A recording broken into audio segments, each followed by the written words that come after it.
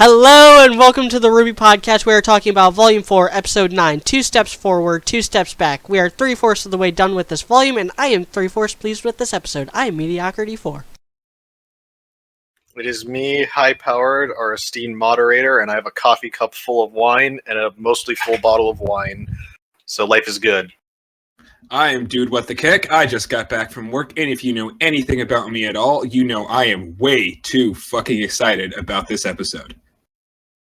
Yo, what is up? It is Fullmetal Maine.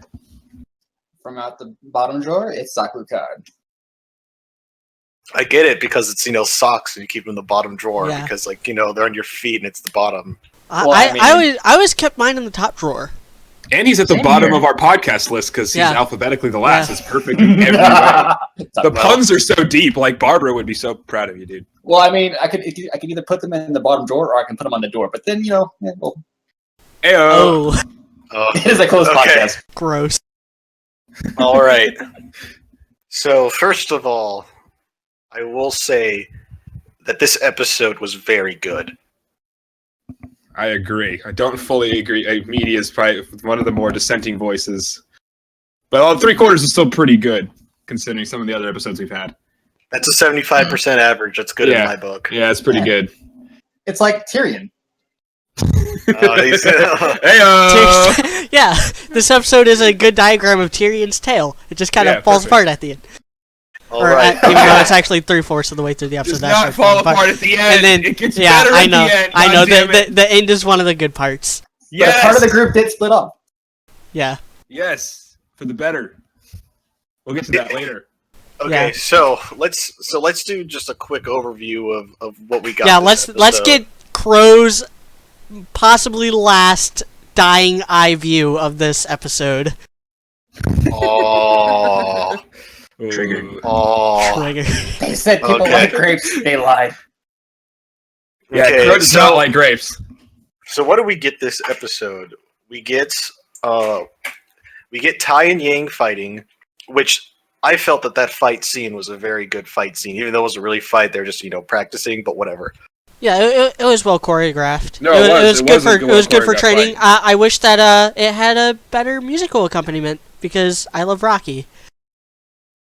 I actually like the all percussion accompaniment. As a drummer, that's the job I just came back from, so I kind of appreciated that. But anyway. So they both fight. They're both training. Basically, Tai's like, well, it's like you're a decent fighter, but you kind of use your semblance as a crutch, which is a very fair observation on his part. Yeah, it's a lot of people were saying that like every time Yang fought, it's like always oh, I'm gonna go Super Saiyan automatically. It's like she always does it. Basically, and it is a temper tantrum. Yeah, I like how he put it. I like how he phrased it that way. Well, I mean, of course he would be the one to phrase it that way. He's the one who had to freaking deal with it her entire life. Especially that 1 year. Because Raven wasn't there. Ayo. Which is true. Well, but she did have Summer, though. That's true. But she's not there to make jokes about it anymore. All right. So we get those two fighting. We all kind of called it, but basically Tai gives us the confirmation that Raven was the reason why the team broke up. It was kind of obvious. The writing was on the wall. We just needed someone to go up there and put the RWBY official seal of canon on it, which it's now there. I don't know what that ink's made of, though, but whatever. It somehow manages to stick. Yeah, but there's probably still going to be some people that are gonna blame someone else. I'm pretty sure. Yeah, well, and also we don't know both sides of the story too. Also, but yeah, that's mainly from Tai's side. Also, we got to see more Zwei this episode, and Zwei is the best towel pupper in the world. Yep. All hail our Lord and Corgi. Praise the base towel dog. I will say this about the fight. Yang uses a lot more kicks. Yeah. We'll get more detail on what they said and stuff later. Yeah. So yeah, after Yang we got Weiss. Okay, I might catch a little bit of flack for this, but I really like Whitley. I like Whitley because you like to hate him. It's great. Yeah, Yeah, I was he's like having I was having this discussion with Maine yesterday on his Let's Play, but there's a difference between a good person and a good character. Whitley is a good character. He is, exactly. I agree entirely. Well, we'll talk about that more, I'm sure, because he was important in that scene. Very important. Like, the best way to think about it is like, it's the bad guys in, like, Game of Thrones. You hate them, but they're just such good bad guys, you're like, I want to hate you more. Yeah, exactly. You do enjoy hating them, that's things. important. You need to have people that you want to have bad things happen to. So, Yeah. I mean, yeah, it's pretty straightforward scene for the most part. It's Weiss practicing, Whitley interrupts her, she kind of argues with him, he gives a clue that he's going to be out of town with the dad, which I'm assuming means something, and she is able to finally summon the full knight that she defeated, and then Klein walks in, and she's like, yo, Klein, I need a favor, and he's like, yo, fam, I got you. And Oh, man, it's basically cool. how that ends. Yeah. Let me just raid the camping supplies closet real quick. Pretty much. And yeah, it's cool. We got to see that summon. We actually got to see like it actually happen a little bit more too. Also, I mean, we did see summoning happen with Winter in Volume 3, but it was just kind of like, hey, yeah, they kind of cut that point. Wolf. This time we actually got sort of the impact of the summon a bit. I thought this one was better done. Yeah, and so we definitely got that. That was nice. We also got Blake and Son, which I think it's funny though how Blake's like, oh, don't lose track of her, as like literally like 2 seconds ago she was like, I don't want to chase the White Fang. So, and then so I feel I have to say it now though, but I fucking called it that that Spy was Sister Ilya. Yeah. Also, You I did. fucking You called did it indeed. too that Blake just got her reality check. And Yep, also I she fucking called did. it. And also I fucking called it that Son was gonna get injured in some way, shape, or form. High Power is literally the dishwasher of this podcast. Yeah, he just called I mean, I did call that Weiss would be in this episode, but that's not as impressive as everything that High Power called. I did not think that Weiss was going to be in this episode. Yeah, I thought it was so I thought it was going to be Blake, Yang, and then a little bit of Ranger, just to keep the. I used the word in my review, and now I can't think of it right now. But like how pressing that matter is. Yes, yeah. I called the Weiss part, but High Power called like 4 fucking things about the Blake scene, so we must bow down to him for that. Yeah, and I'm starting to like I'm curious what Blake's ramifications are, and hopefully this makes Blake less of a shitty kitty. Yeah, I mean, because and we don't have anybody to defend Blake right now, which is great. So we can all just gang up on her shittiness right now. She's getting. Excuse me, my name is CJ, and I'm triggered. You guys think of the British accent, dude. She's getting what she deserves. She's reaping what she sows. Yes. She's a twat. She's a twat. That was a liar reference. I'm not sure how well my mic picked that up. All we But hear yes. is slap, slap. Whee! Yeah, that's all we okay. heard. Okay, that's good. That's kind of what I was going for. Okay. There's a scene in Liar where he's like realizing that he can't tell a lie, and that now it's like just all coming back on him. He's just like, what did I do to deserve this? And then he answers himself like, I'm getting what I deserve, I'm reaping what I sow, and he's like slapping his mouth and just screaming.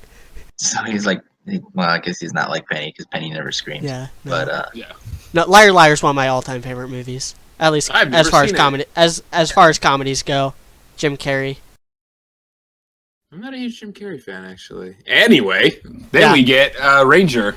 Yeah, we get Ranger, and then Crow is not doing so good. The prank of his blood being replaced with purple drink and or grape jam has gone too far. But at this point, Let's they face it, decided it's that Crow we're talking about. It's wine. Yeah, That's some very purple wine, though. I think he might have spiked it with some cartoon Sudafed. wine. Yeah. Expediency was the word I was looking for earlier. Expedient. Oh, there we go. Yes. Yeah. So yeah, Crow's not doing so well. They come up to the sign, well, like a fork in the road, And to one side is Kuchinashi and Mistral, and to the other side is Kuro Yuri. That is crossed out, and essentially they make the decision, without getting into all the shit I'm excited about, they get into the decision that Kuro probably can't make it over the mountain, and they're not going to carry him over that. So, because going to Mistral, you have to go over the mountain, so they decide that, well, Nora essentially decides that Ren and Nora are going to go through to Mistral over the mountains, and RWBY and Jean are going to take Crow the long way around, hoping maybe there's some medical supplies in Kurayuri, and hopefully Ren and Nora can make it over quick enough to get some medical supplies and help back to Jean and RWBY if they don't make it there first. Doing some freaking DayZ level scavenging of stuff. It was weird though. Whenever I saw that Feds post and they walk and they all like were standing around, I'm just sitting there. It's like I'm waiting for like the little telltale like choose A or choose B option to appear. But so this episode's great because we can actually take everything from like in order. To be honest, I think it's pretty easy to just go. Chronologically, correct? We can go start off with Yang and then go through that way, I think. Because there's no back and forth. Yeah. Okay. No. Here's a question. Here's a question I want to pose to the whole group real quick. Is this all happening at the same time, or within like a day of it, or is this all happening within like one day? I think with the whole time frame thing is, we can take our luxury with it. It could be like 30 minutes of each other. It's too much. Yeah, I was gonna say. I think I would say it could be happening simultaneously. I don't think it really matters, to be honest. I would guess it's happening within the same day, though. Or they could pull the thing where it's like it looks like it's happening at the same time, but then Yang shows up or something, and Mistral or something is like, "Oh, I left." Oh God, I hope not. Whatever ago. Oh no, that would not be because that'd be like similar to what Dude was worried, like Dude and High Power were worried about before. It was like, oh, we just did training off stage and came back, and I'm wearing my outfit. Yeah, exactly. Yeah, we don't want that to be the way things happen. But no, we want the steady paces. Like this is a volume for character development. Yeah, and skipping over a character like that, especially when she's only had like 1 to 2 episodes. Oh yeah, I know she's had good episodes when she's in. Actually, this is my least and the thing was in, but the big thing too with Yang is that her character arc is pretty simple in the grand scheme of things. It is. So it's very easy for that character arc to be done and wrapped up as well as Miles and Carrie's can wrap things up. It's within their powers. Yeah, it is, and it's a fair point, but it's still like Yang is a very beloved character. She is actually. That's true. She's a lot of people's waifu. Let's be honest.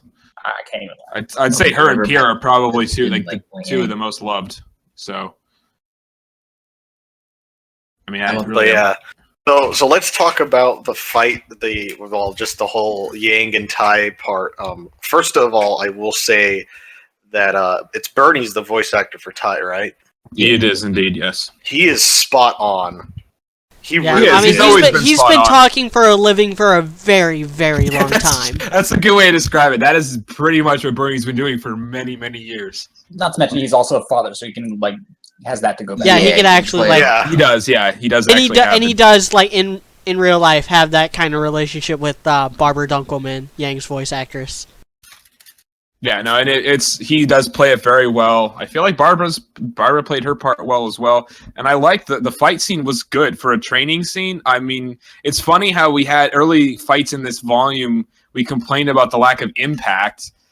Worried that I was honestly worried they weren't able to do it anymore. And then in the more recent fight scenes, even though this is just a training sequence, I felt the impacts. I thought it was great. I actually really liked. It might just be the monster fights. Like maybe they just don't have anybody that knows how to do monster fights on their staff. That could be the problem. I wonder if that was the guy who flipped a bitch and left. I wonder if that was no. He has not. He did not work on anything in Volume 4.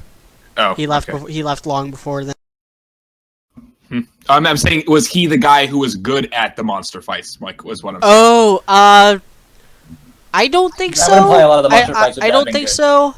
I don't want to give him any credit because that guy's an asshole. I think I think Monty was probably the best at I think monster it was fights. Monty who did most of the monster Because he did the Players in Pieces, which is Players probably in the best Pieces, that's- looking monster fight, even if the Exactly. script around that episode and what caused that monster fight is not very good, but Yeah, the fight but the was fight very itself good was good. looking. Yes, I agree. Yeah, no, that was Which yeah, that's so I'd say- Monty's work in a nutshell. that Very, was very Monty's good looking. Yeah, I mean, and the red trailer itself. The red trailer. Well, was yeah, actually in the really red good monster trailer, fight. like that was all Monty, and that's probably the best piece of animation in this entire franchise as far as like choreography and stuff goes. yeah, I mean, as far as like monster, like with the Grims and stuff like that, the fights, it's like we haven't really gotten like a decent one since as you said, the trailers and the actual like Volume 4 short with RWBY and the Baringle.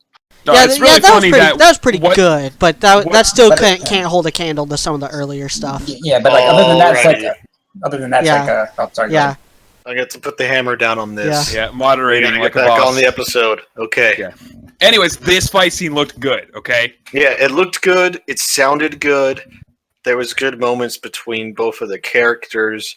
I kind of like how her robotic arm actually does, quoting directly, pack a punch. But dum tis. Yep. and No, it did. I think it sounds a bit different when it hits than when her arm does, which is a It really did. good detail. Which is a really nice Which detail. I have to go back and like really listen to it and kind of put it into an audio format to kind Yeah. of see the spikes and stuff. But And I know media wanted a Rocky soundtrack, but personally, maybe this is probably because I am a drummer, but I thought with the way the fight scene went, and I think a Rocky montage would be a little too silly.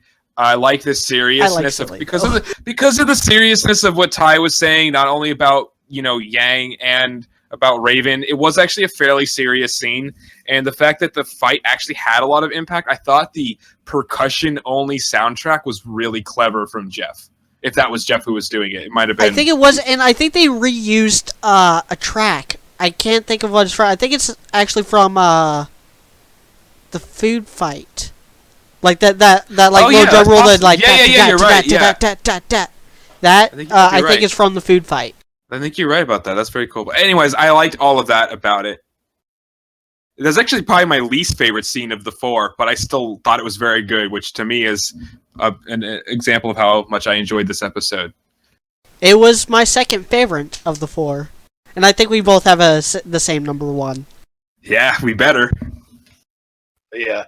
And so we get some interesting little bits too. I definitely like how Ty, being the dad, basically points out to Yang, it's like, well, basically, you use your semblance as a crutch, and it's not gonna win you. It's not gonna win you all your fights. You got to realize this. Yeah, and as we know, it's what caused her to lose her fucking arm. So Her semblance he's not didn't cause her wrong. to use her arm. Well, but it's part of it. It was the oh, I'm gonna do my visual metaphor of, instead of walking over Zwei, I'm gonna walk around Zwei. Yeah. So that's definitely there. Another question which I want to pose to everyone here. So we obviously see kind of like what like is in Yang. We see Raven, but I'm still trying to figure out in my head, other than like her blonde hair, like what is Ty? What do we see with Ty? Other than like her sense of humor. Yeah, we talked about. I think I responded to you on this when you mentioned this the first time, and that was a really interesting thing to point out because I'm pretty with you on that. The one thing I would her hair, her fighting style, obviously, but that's something he trained her in. So I don't know if that really counts. But the other thing I would say is possibly just her. As happy-go-lucky as she can be, sometimes she does have that sort of dual nature where she's also very nurturing and maybe she's been more protective of RWBY at times. I don't know. Maybe that's because she's been sort of a parental figure to RWBY, and maybe she gets that from Ty because from what we can see, Ty is a very involved and caring parent. So that would be the one thing I can think of. Kind of feeds into, yeah, I agree with you. But otherwise, I can't think of much, to be honest. Yeah, and that kind of feeds into this sort of theory I've been having that, like, Summer was, like, an amazing mom and stuff, and she probably had a really big impact on Yang and how she looks at the world and how she treats RWBY and stuff. But Yang kind of describes her as someone who went out on missions like all the time. So I think, like, even when Summer was alive, Yang and Ruby were around their dad more than they were around Summer. Yeah. Because he was the one who wasn't going out on missions. Really. Yeah, because he was already a teacher at Signal by the time. He was the stay-at-home dad. So it makes sense. True. But I mean, I did like the scene in that. I thought they might. I don't know if I wanted to talk more about Raven. I kind of feel like I wish we'd gotten more from that part of the scene. I wish they had. I was satisfied with it. But I was happy with what I got. But what we got, I was happy with. I really like that after the last thing that we got from Raven, we get Ty saying positive things about her, and we get some humanity to Raven rather than just this bitch piece of shit that we've got. Although he does say "was" a lot. That's true. Raven was great. She did this and did that, and then it's like, but you. Like, and I love that it does that because it's like, yeah, he still has fond memories of her, and he still is maybe even holding a torch for her, maybe hoping that she comes back one day. But there's also this part of him that recognizes that, yeah, Raven is a piece of shit. Yeah, but I'm glad we did get some humanity to her, though. Unless we got somebody that's not like, nah, she really does just suck. Because I mean, he seems to have a higher opinion of her than Crow even does. And Crow's her actual brother. So I just think it's nice to get that from Ty and not just people talking crap on her, which is something a trap they could have easily fallen into, I feel like. I will say the one thing that stood out to me is Ty's all like, yeah, you're a lot like her. And because the one thing that Raven always fought for were things that mattered, or that she really went for things that mattered. And that was my first thought was, what about Yang? Yeah, what about Yang? Like, obviously that really matter to all her talk about protecting her family and doing what's right for her family, the Bandits. It's like, well, what about your daughter? Strongly. Well, that's why he said that's why he said what she thought mattered. He didn't say what mattered. He said what she felt mattered. Basically, that her tribe meant more than her family. Yeah, he wasn't saying that her choices of what mattered were impressive. He's saying that the drive she showed for the things that she chose was what was impressive. Yeah, and I think she left Yang with a kind of a good conscience with just the fact that she was leaving her with Ty and Summer and Crow. Did she know she was leaving them with Summer, though, at that point? Let's be honest. We don't know that. In my headcanon, yes, because in my headcanon, they were already living on Patch, and that was actually Summer's childhood home. Entire team. Yeah, entire team. Yeah. Okay. I just thought I'd ask that. But at the very least, it does seem like Ty would be the kind of person that you would feel... I mean, even if you're a scumbag, you'd still feel kind of okay about leaving somebody with him. And maybe Summer was the kind of person that, like, even if they weren't living in the same area, would still be like, I gotta step up. I'm the leader. I'm the one. Kind of going back, potential parallel that they could explore is the whole Volume 1 finale with Blake abandoning her team to investigate the White Fang and stuff. And also kind of Volume 3 finale, but everybody got split there. Yeah. But the Volume 1 finale in particular, and then Ruby is more concerned with the fact that she's supposed to be the leader and her team is falling apart than she is with actually, like, appeasing Weiss or appeasing Blake. Well, as a leader, it's like it's not about appeasing everyone. It's about, like... You gotta just hold everyone together and make sure y'all work together. Yeah, and that's what she's more concerned about, and whereas Weiss is like, I was right, Blake was like, I was right, and Yang's like, I have no opinion because I'm terribly written in this episode.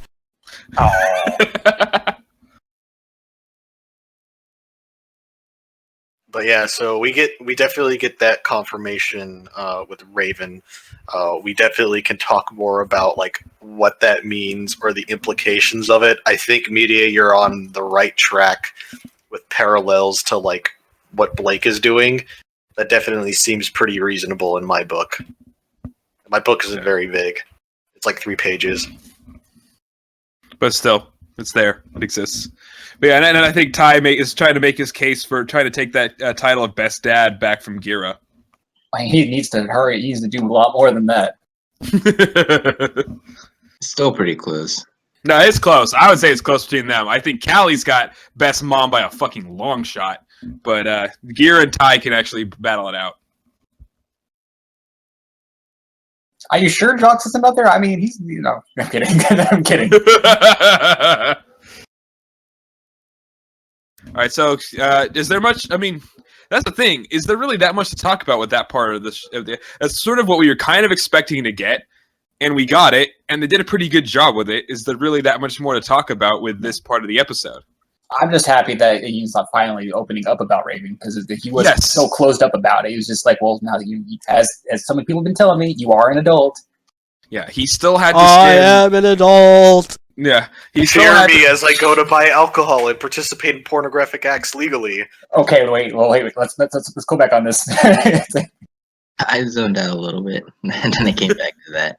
I was gonna say, I think Ty, he still had to face away from Yang and face what somebody said, the banging their sex tree. Their banging tree. He had to put his hand on their banging tree. No. It's like he's sitting there, he's touching the tree. It's like, I think this is where you were conceived as a kid back in his head.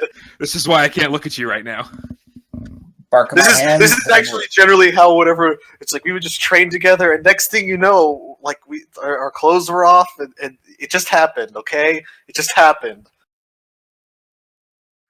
Also, is anybody else his actual weapons are they like exactly the same as what Yang uses, or because he's training her now? We know that we're looking. I mean, this might be something that's better kept for the end of the podcast where we're talking about what's going to happen next. But like, I'm still wondering about, is he going to go with her? And in that case, are we going to see his weapon or something like that? Which I want to know what Ty's weapon is so bad. Watch him use greaves, actual greaves, like mercury, or something like that. Because those dad shorts. God, the fucking dad shorts piss me off so much. I'm the kind of guy, like, if an adult man wears shorts, there is something wrong. I hate adult men wearing shorts so fucking much. Hey, you make sacrifices whenever you have kids, okay? and those lame ass from someone who doesn't have kids. I don't think any of us do. Those lame ass shoes he's wearing too. Fuck, like, God, can you you have the same kind of shirt that Crow has, and then everything else about you is like your clothing is so shitty. Come on, dude, step it up. I just would I want to see his weapon, but it's up in the air right now because it's we've gotten no hints, no even sort of. I know it's too up in the air to really theorize about. That's fair. So I mean, should we move on to Weiss then? I guess because one thing in response to your dad short state, I actually know somebody who Ty reminds me a lot of. Somebody I used to go to church with. He was a cop who was also like the father of these two little girls, and he wore basically the exact same kind of outfit that Ty does, and talks the same way, and has even the same haircut. That's funny. My dad doesn't look like Ty. My dad and my grandfather both wear shorts on my dad's side all the time, and is infuriating. And the other thing I noticed is that about the fight, that Yang used a lot more kicks than she did. Oh, that's right. Yeah, that's true. Which I'm happy about that. I'm happy about that too, because she's always been more of a boxer, and it's just I don't know. It's you keep losing your arms like this. You need to incorporate more kicks. I mean, I'm hoping that is a sign that they put that in on purpose to show some training development with her and Ty. So if that's true, because that is true that she was using more kicks, I hope they consciously did that for that reason. I mean, she's developing as a fighter. Yeah, in the death battle, it was stated she's one of her downsides is against kick fighters.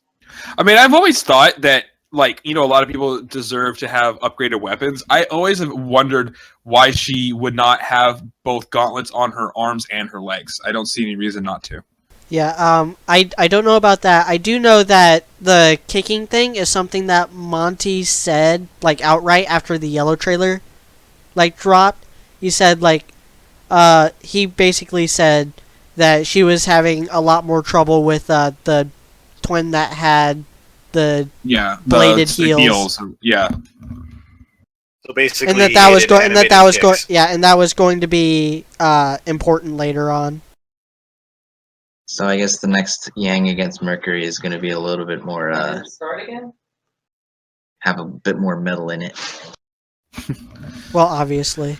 Yeah, obviously. But yeah, and then I'm trying to remember. I wanted to say something real quick. Oh well, whenever it comes back to me, I'll bring it up. I just read what Fullmetal typed. That's what it sounded like. Yeah, that's funny though. But All right, so yeah. anyways. Oh wait, let's go wait, to okay, White- all right, no, I remember what I want to say. Okay, so this kind of, I think if I had to guess what Ty's fighting style is, it's probably like MMA is just a mixture of mixed martial arts, obviously, but it's like that kickboxing Muay Thai like boxing hybrid or whatever that they all use. I'm not an expert in this, so I look forward to getting torn apart in the comment section below. But yeah, that's what I guess. But yes, let's get on to Weiss. So Weiss is attempting to summon, and it's working all fine and dandy until Whitley comes in and ruins the day. But he ruins the day in a good way, though, so I'm okay with Yes, he it. did, exactly. And we mentioned this before the podcast started, but, I think a lot of people really love to just fucking despise this guy, and I don't really get it because I think this is, what media said is he's hateable, but he's not a bad character. He's bad, but not a bad character. That's what you said, right? Essentially? He's good Yeah. at being bad. Yeah, he's a good character, actually. I like him. I'm glad that the thing that I was worried about when they first introduced him, like in the intro, and then in the first time we saw him, was like, is there really a point to this guy? And I'm glad that there is, at least. And I like his character, and we learned some interesting things about him again in this episode. Not just that he, last episode we learned that he was, using her kind of and definitely conniving to get the Airship. to get the inheritance. And there's anything I'm good at calling, I'm really good at calling because I called all the stuff from last episode about Weiss, and I called her being in this episode, and I called him getting the inheritance. That's the only thing I can call. I can only call Schnee things being correct. Well, But- see, now that's there, I'm waiting for High Powered's premonition to come true, and like she just like leaps onto like the knight, and the knight just like chucks her at a I plane. know, I swear, if they do the fastball special for her to get out of there, it would be amazing. I'd also just That'd be be dope. happy with her just like walking behind the knight, and it's just literally just like swatting away like the security guards, like they're just flies. Just like Sauron whatever. Dope. And Like then Sauron style. and then the sunglasses fall from the Basically. sky and land on her, and it'd be amazing. The pixelated ones, they just slowly Yes, appear on her yeah, head. they actually write that in and put those in the episode.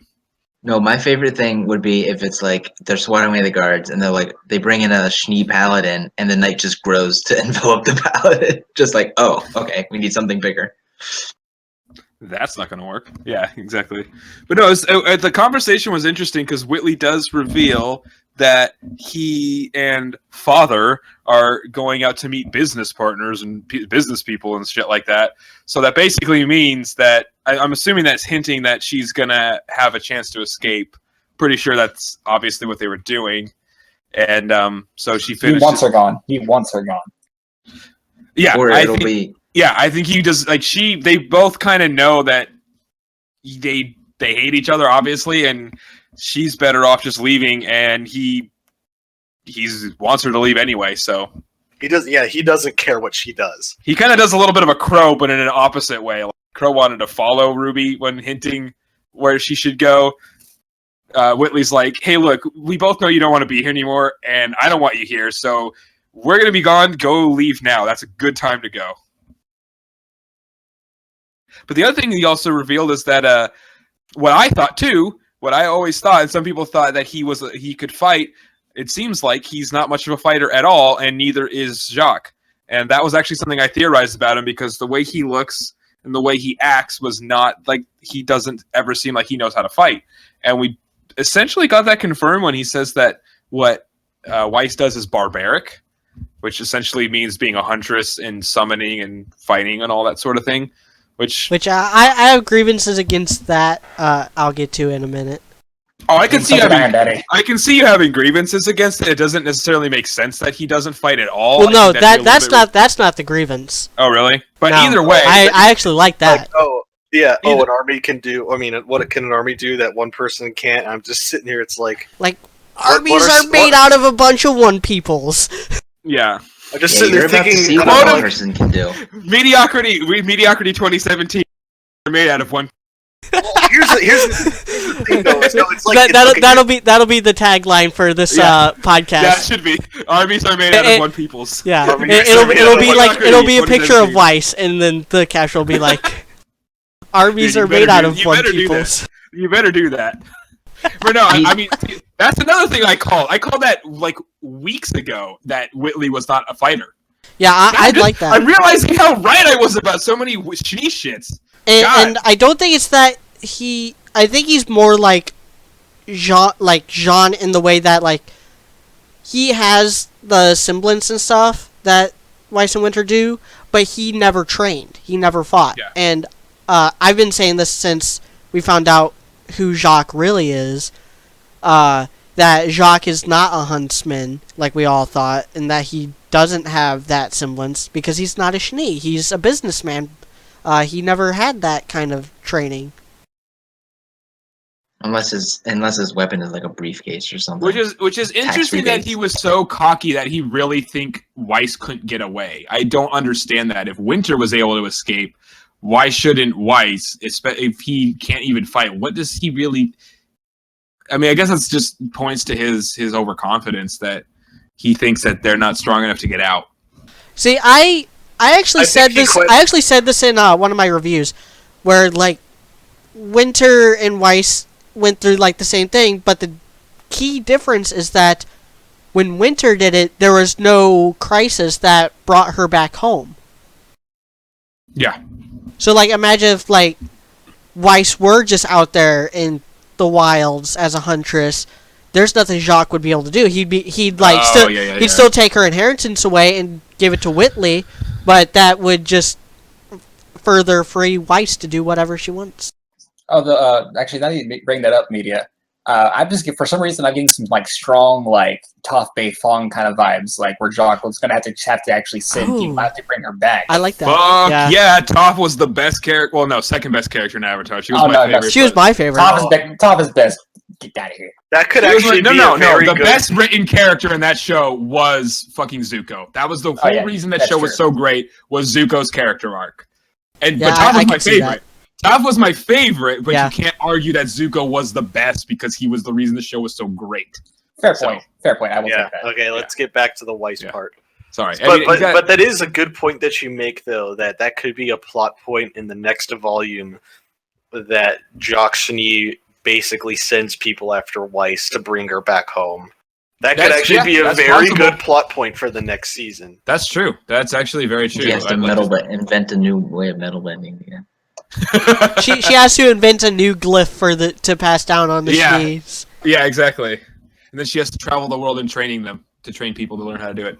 Anyway, no. You said to stop doing Avatar references, didn't you? Yeah, sorry. I'm turning into to Bonesaw from the AGDQ. If anybody gets that reference. When you said Bonesaw, I thought Spider-Man. No, same here. Bonesaw is ready. For me, the Bonesaw is just the cross-up between Bonesaw from RWBY and then all the Bane posting. Oh yeah, Banesaw. Bones, because AGDQ is going on right now, and Bones did this speed run that was absolutely hilarious, where he made a bunch of stupid references, celebrity references, and the people told him to stop, and he didn't stop, and everybody loved it, but then he got banned. So then all the donations. That this one?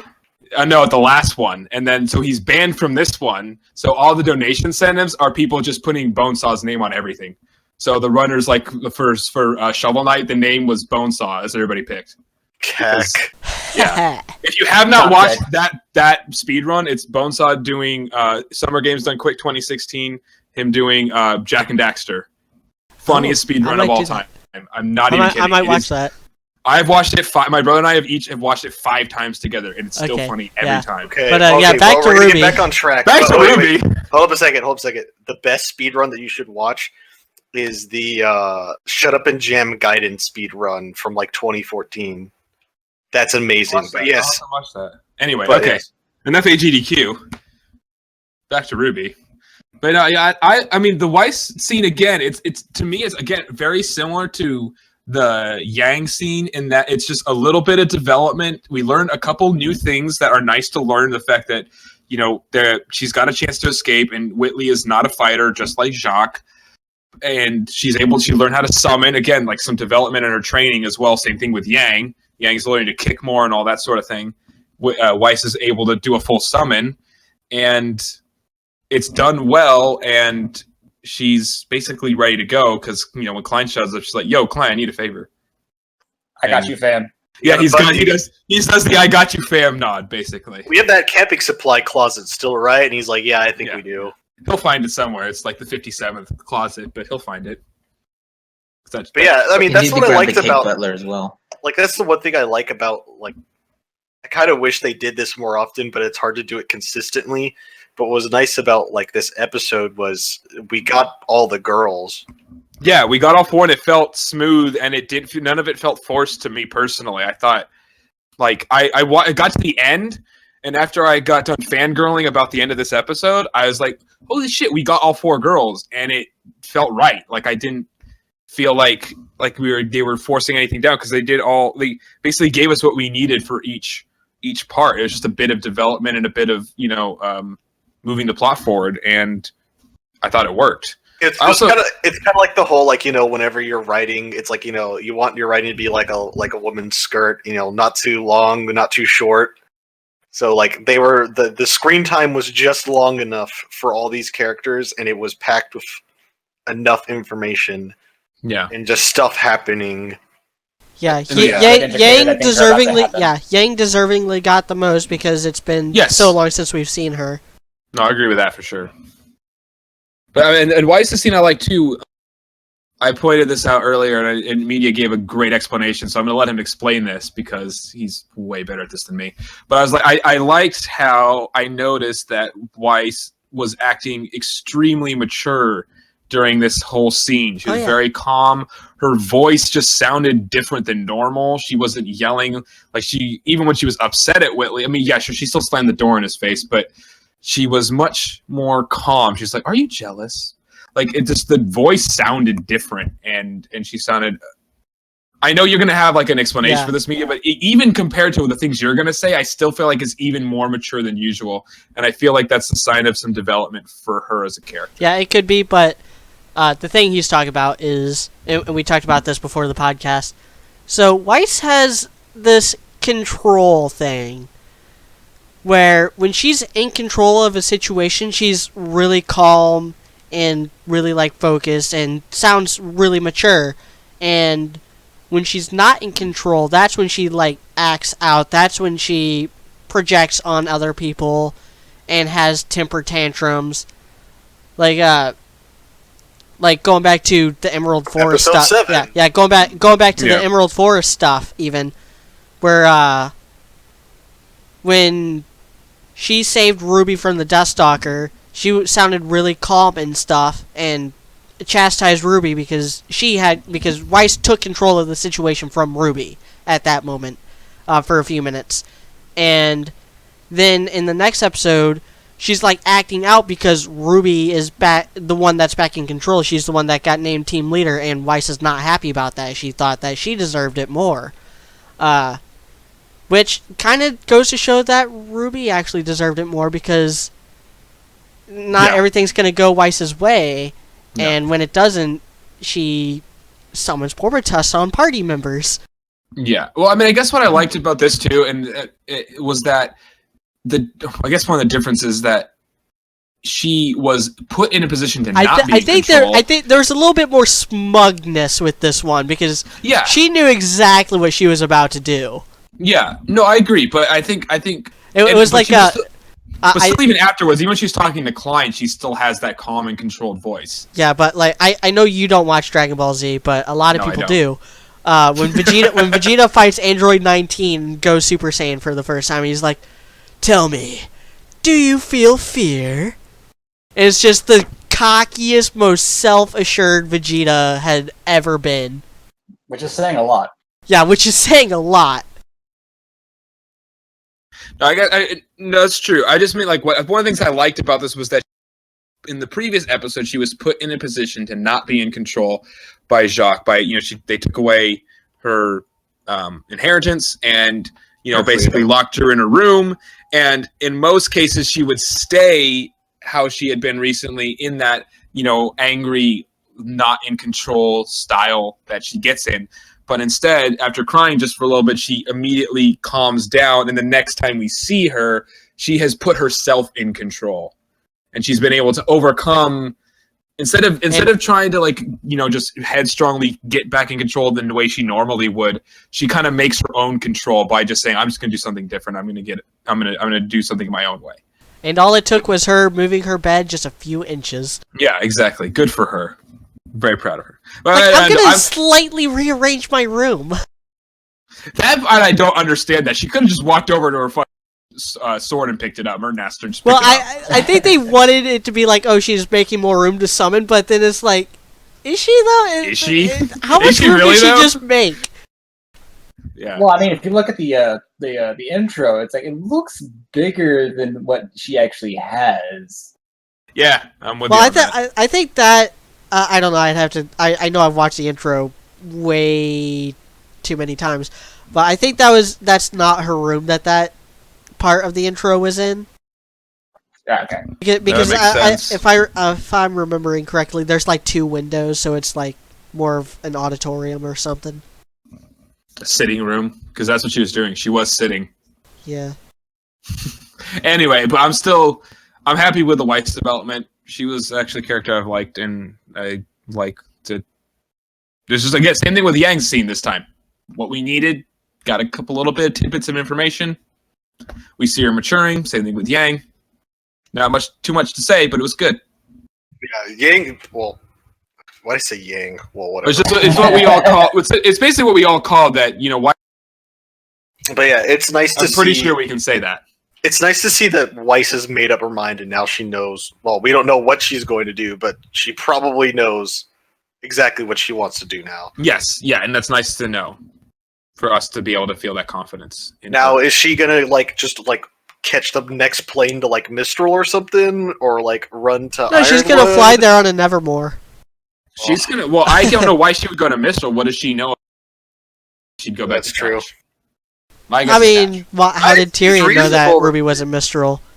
Just the plot. I know. All she needs to do is look at the script and say, "I need to go to Mistral." I could see how Tyrion could figure out where they are because his job is tracking, whereas Weiss, I can't imagine why she would know that. And my guess is she would just go to. She'd go to. Yeah, I could totally see her going to Patch and picking up Yang, and then Yang's like, "Oh, she ran off to Mistral. That's where we're going next." Yeah. Well, how would they know what's happening in Mistral, though? Because unless Yang overheard Crow talking about how they were going to Mistral. Well, they know that's where she's going. I think they know. Well, they know she's gone. Let's check. No, that's actually a good point. Do they know where she went? I don't know, because the letter that RWBY left was just incoherent scribbles, so we don't know what she said. Yeah, no, it's a good point. I was going to say Keck, but Maine. But yeah, no, you're right, because that's true, actually. Because they never mentioned it even since, does Yang or... Because it's technically possible that RWBY could have told her, but Yang and Tai, or Tai Yang, do they know where she is actually going? And I'm not sure that they do. I want to say they do. I want to say they would too, I have a couple reasons to say that. But he is right that technically we can't confirm that. Yeah, we won't know until they Yeah, we won't have know that yet. ending part with Yang's arc where they're going to go on the road. Yeah, exactly. But I think that basically wraps up the first half of the episode. I mean, the first half of the episode. That's it for Weiss. Yeah. And then it goes to Blake, which is it's probably the weakest part of this episode. That's a way to put it. Yeah, I think most of us are in agreement on that. You just get the chase scene. And you know what was nice though, and I wrote this down. I think it's really nice to have a running on rooftop scene that isn't the worst thing that's ever been animated in this entire show. Well, I mean, That's it's very hard. true. It's hard to Cinder. top freaking Cinder's rooftop run. Dessert chest. That's that fucking infamous shit right there. But I'm glad it wasn't like that. That part looked pretty okay. And Yeah. And- So they're chasing the spy, who we Sister do find. Ilya, Yeah, we do fucking find. called Yeah, it. yeah. It's Ilya Amatola, and yeah, they Chameleon. yeah, Blake follows her onto a rooftop, and it's when they land on that rooftop that the problems with the scene start. So Ilya hits the pipe to create a smoke screen, and then just stands there. yeah. I even looked to make sure to like see if she moved a little bit. She didn't even move. She's just kind of like, I'll make a smoke screen, and that'll work. And that's Unless when Blake and that was and, just yeah, fast and enough. when that happened, I was like, oh boy, please don't let this keep going on like this. And then it kept on going on like that. Yeah, which is Unless it especially happened stupid because fast enough. which is especially stupid when you jump to the end of the scene and then she makes another smoke screen somehow by scraping the ground. Don't ask me how. Yeah, that yeah. works. Don't ask. Yeah, Yeah, don't ask how that works. But then she makes that smoke screen and disappears immediately. Why like, did you wow, just why do that did the yeah, first why time? yeah. You did that after you lose the fucking phone. What the Well, hell? see, it's questions and observations like that that just make your head hurt, because if you think about it during the Crow versus Tyrion fight, like I mentioned earlier in the channels, it's like, oh, Crow is preoccupied with telling Ruby and them to back off, and Tyrion has him in a little clash of swords. Tyrion's tail is still available. Well, for attack. also in that episode, Tyrion freaking blocks bullets from Ruby with his tail for no Yeah. reason. Well, not looking at her. Yeah. I don't Well, know. Maybe and- the tip of his and tail's and because stronger yeah, than the, well, than and the because of that he cycle ran out, tail. and because of that he ran out of aura.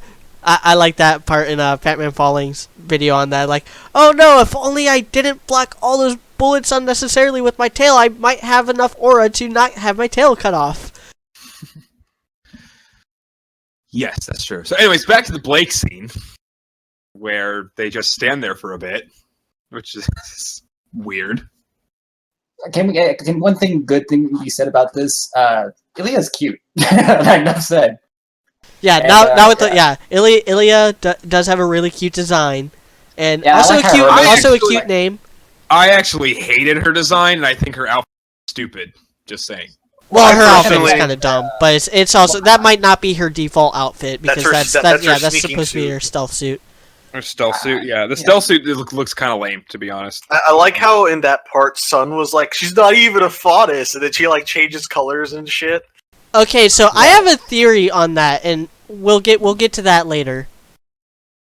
Well, I Because just like the yeah, I think there's a really specific reason why they gave Sun such a stupid line.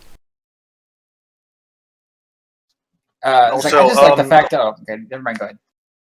Oh, and you go first, Soccer. No big deal. I like to think that her emotion, like her skin changing, is based on her emotions at times when she's not like in full control like that. I mean, And that would, you have to, yeah, it makes sense. And her weapon is so appropriate for her animal trait.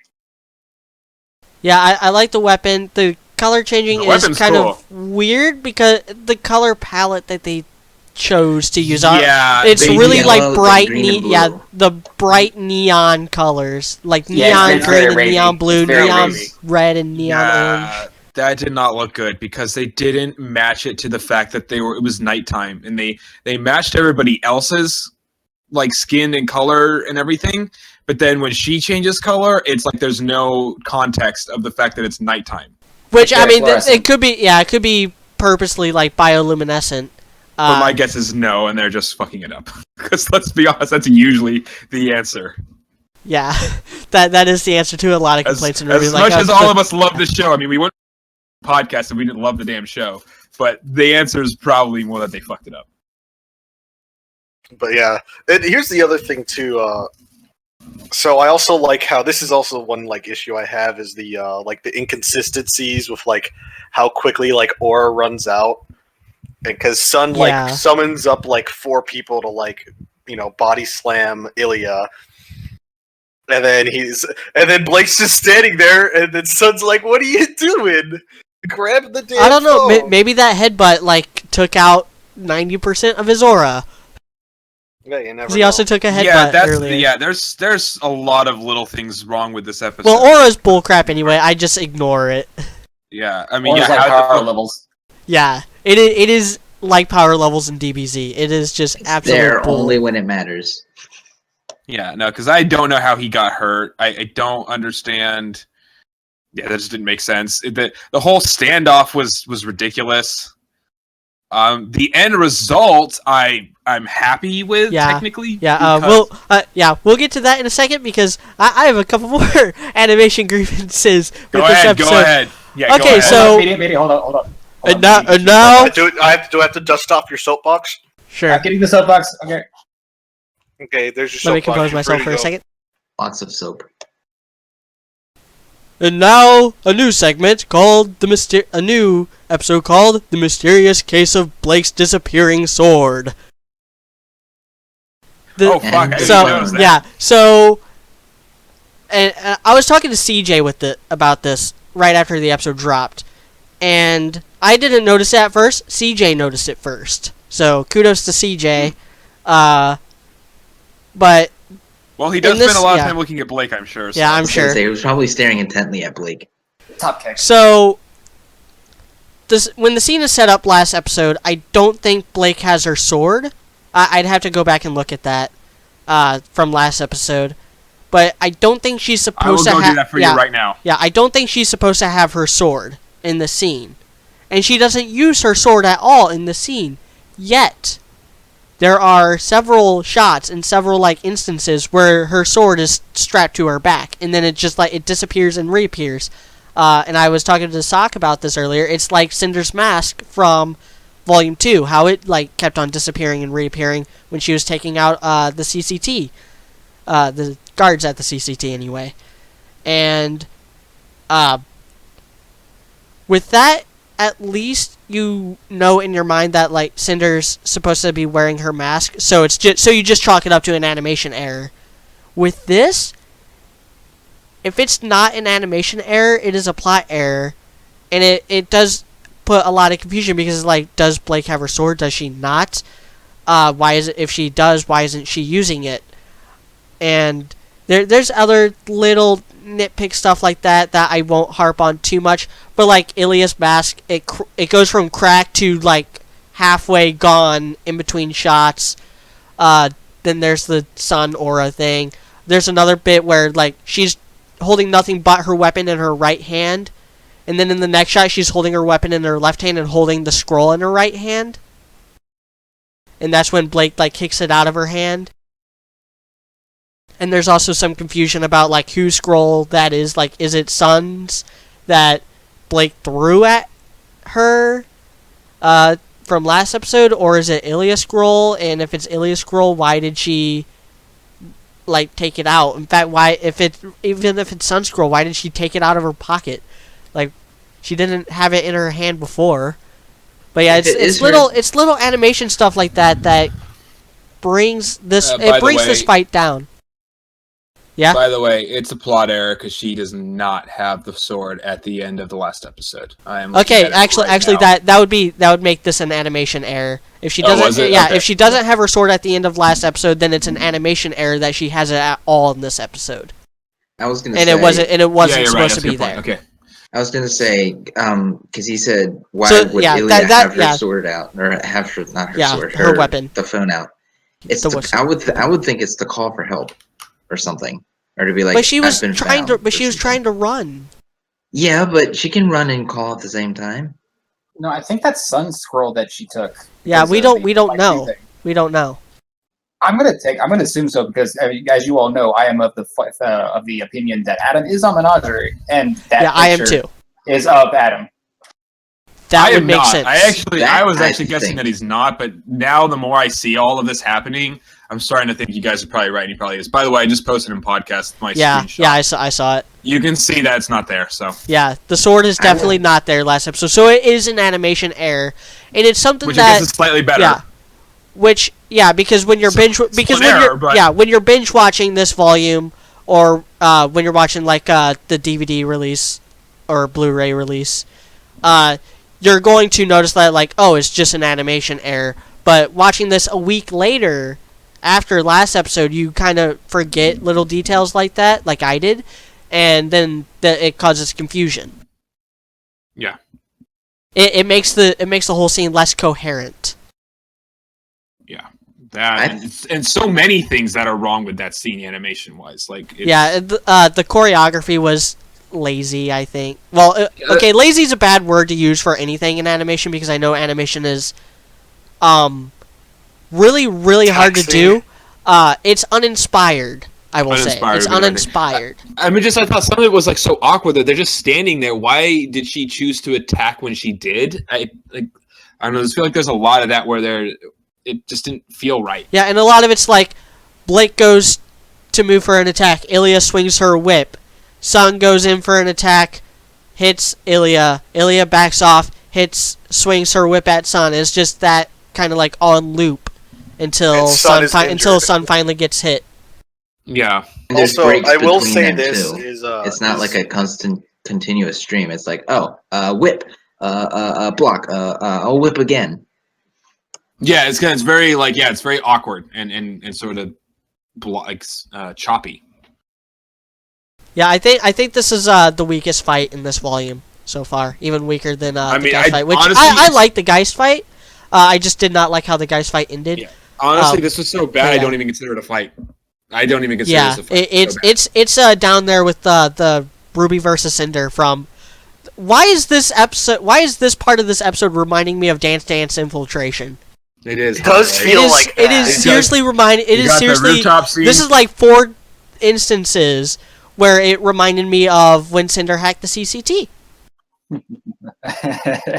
It's true though. Blake slapping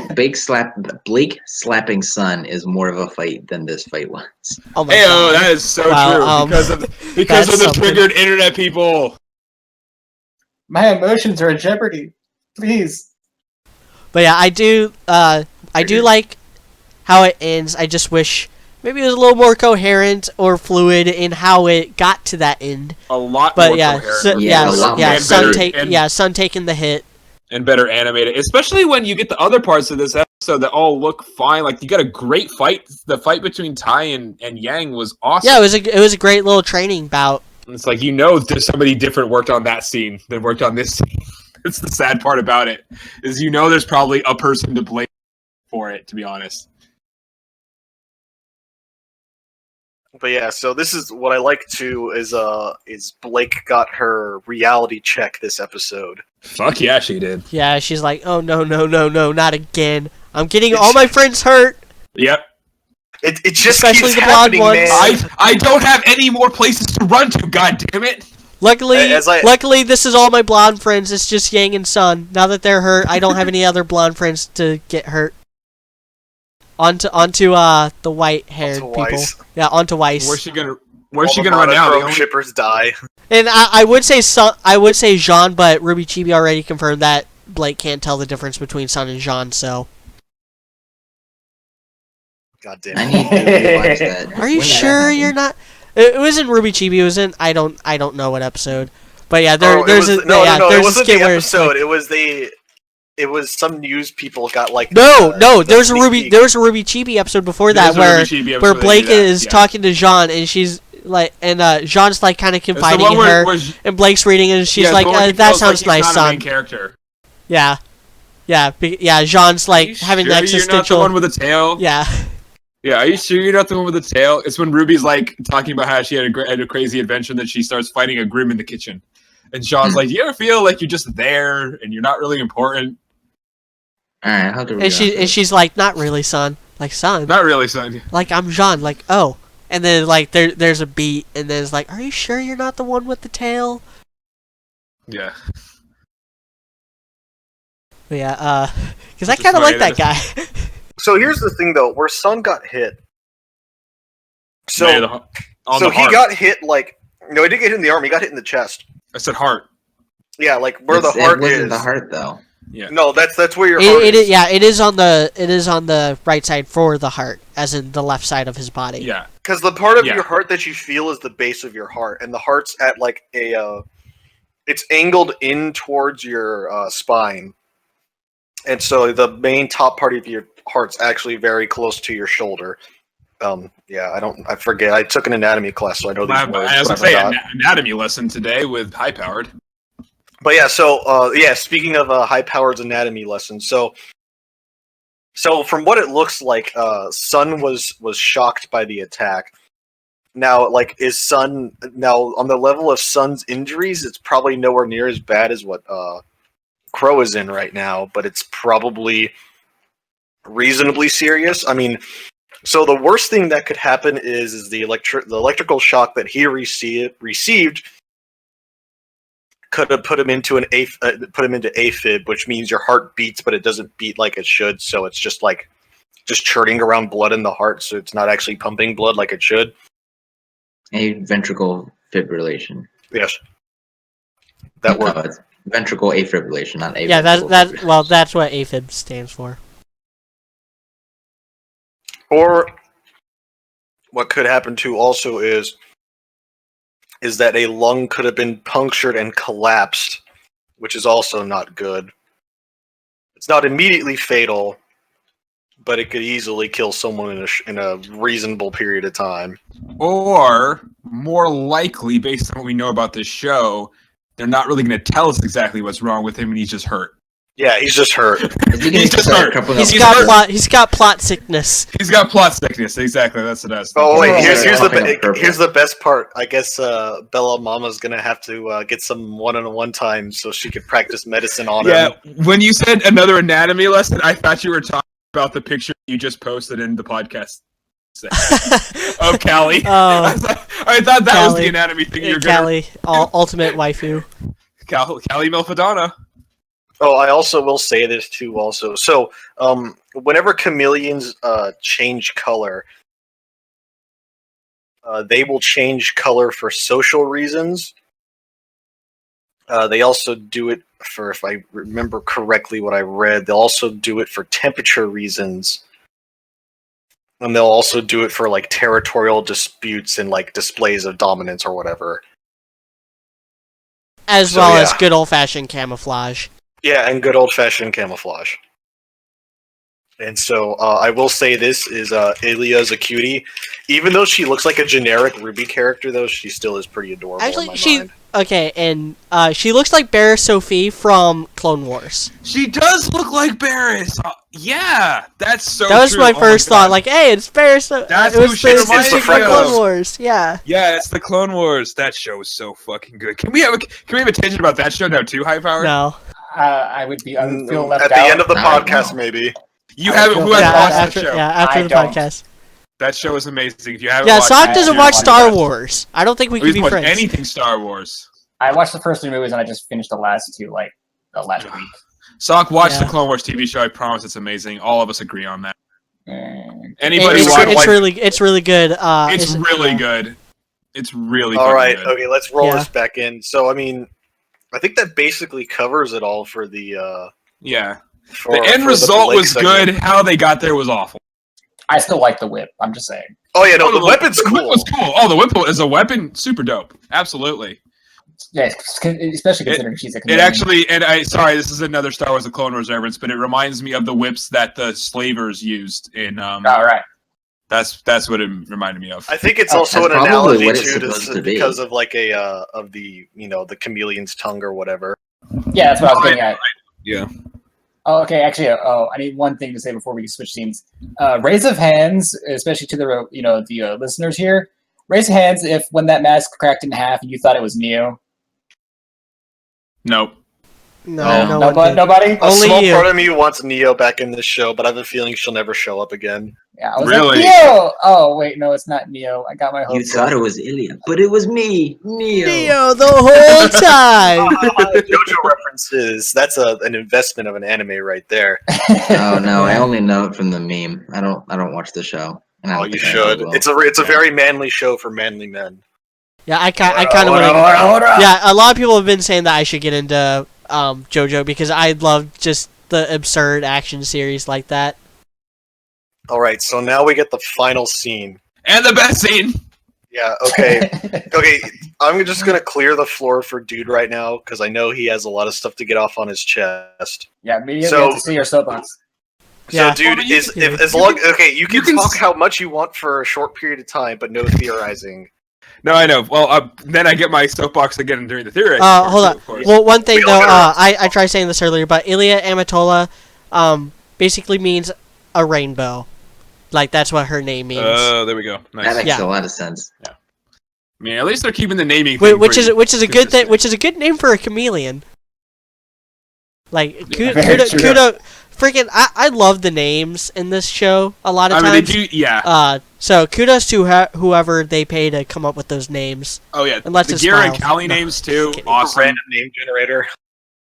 The Gira and Callie names were great too. I remember being impressed with Does that those name as have well. any like symbolic? Like, is there like any Symbolism. mythological? Which name? Is there like for Ilya in her last name? Is there any like mythological or historical? relevance to her name? Amatola is the Native American name for rainbows, so that could be that there could be some cultural significance there. Like maybe she's the token Native American girl of the show, except there is no America, so it's gonna be kind of off-putting. Just like there's no Japan, so when there's like stuff written in kanji, it's kind of weird. Yeah, well, that was kind of true with Avatar: The Last Airbender too. Yeah. There's a little bit of weird disconnect there too. So I mean, but whatever. Anyway, I mean, at least Star Wars was consistent that none of their language looked like English. Yeah, and they never called the English. They called it like Yeah, they did. basic or They human. call it basic. Yeah, they call Yeah. it basic.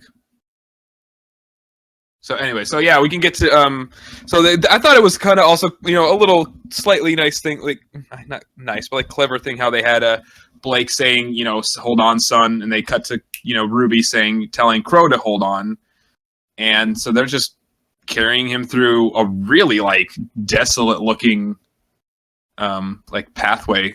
I'm not sure. They're going through the elephant graveyard from Lion King. That is kind of what it looks like. No! Stop! They're going through that swamp with all the dead ghost people in Lord of the Rings. Freaking. Oh yeah. God, what's the name of that? Doesn't matter. Everyone knows what it is. Mirkwood. I think. No, okay. I think that's No, what not it's called. Mirkwood. It's not Mirkwood. It's not The Dead you're Marshes. thinking of the scene with Gollum. Yeah, you're thinking of the scene with Yeah. Gollum. That's the Dead Marsh. Yeah, the Dead Yeah, the Dead Marshes. Marshes. Dead Marshes. Okay. Yeah. So I have a thing to say about that. It reminds me of a little bit of because in the first movie when they fight that like tentacle monster thing and they're trying to because they want to go through the mountain. Oh, That's Mines yeah. Moria.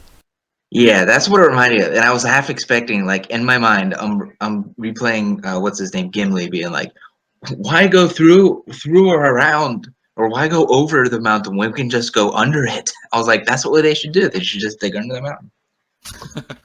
Just borrow one of those like and you know why tunnel digging machines. that would also work because Red and Nora. Then we could have secret tunnel. Secret tunnel. Secret tunneling into each other. Secret. Oh my secret God, how tunnel. Is that a Ruby Chibi thing? No, that's an Avatar: The Last Airbender reference. That guy is like the best throwaway character ever. Cabbage Yes, Man. Well, besides Cabbage Man. Cabbage Man is literally the greatest throwaway character. But Secret Tunnel guy is the second best. Listen on characters. You think you can get away from Gollum? Don't make me ban you, Sock. I like that. I So like my anyway. Lord of the Rings references, and I But like yes, my let's Avatar roll. references. Let's move back into One of it. the questions I had was, do we know why that area looks so desolate other than for the mood of the show right now? Because where they were previously... No.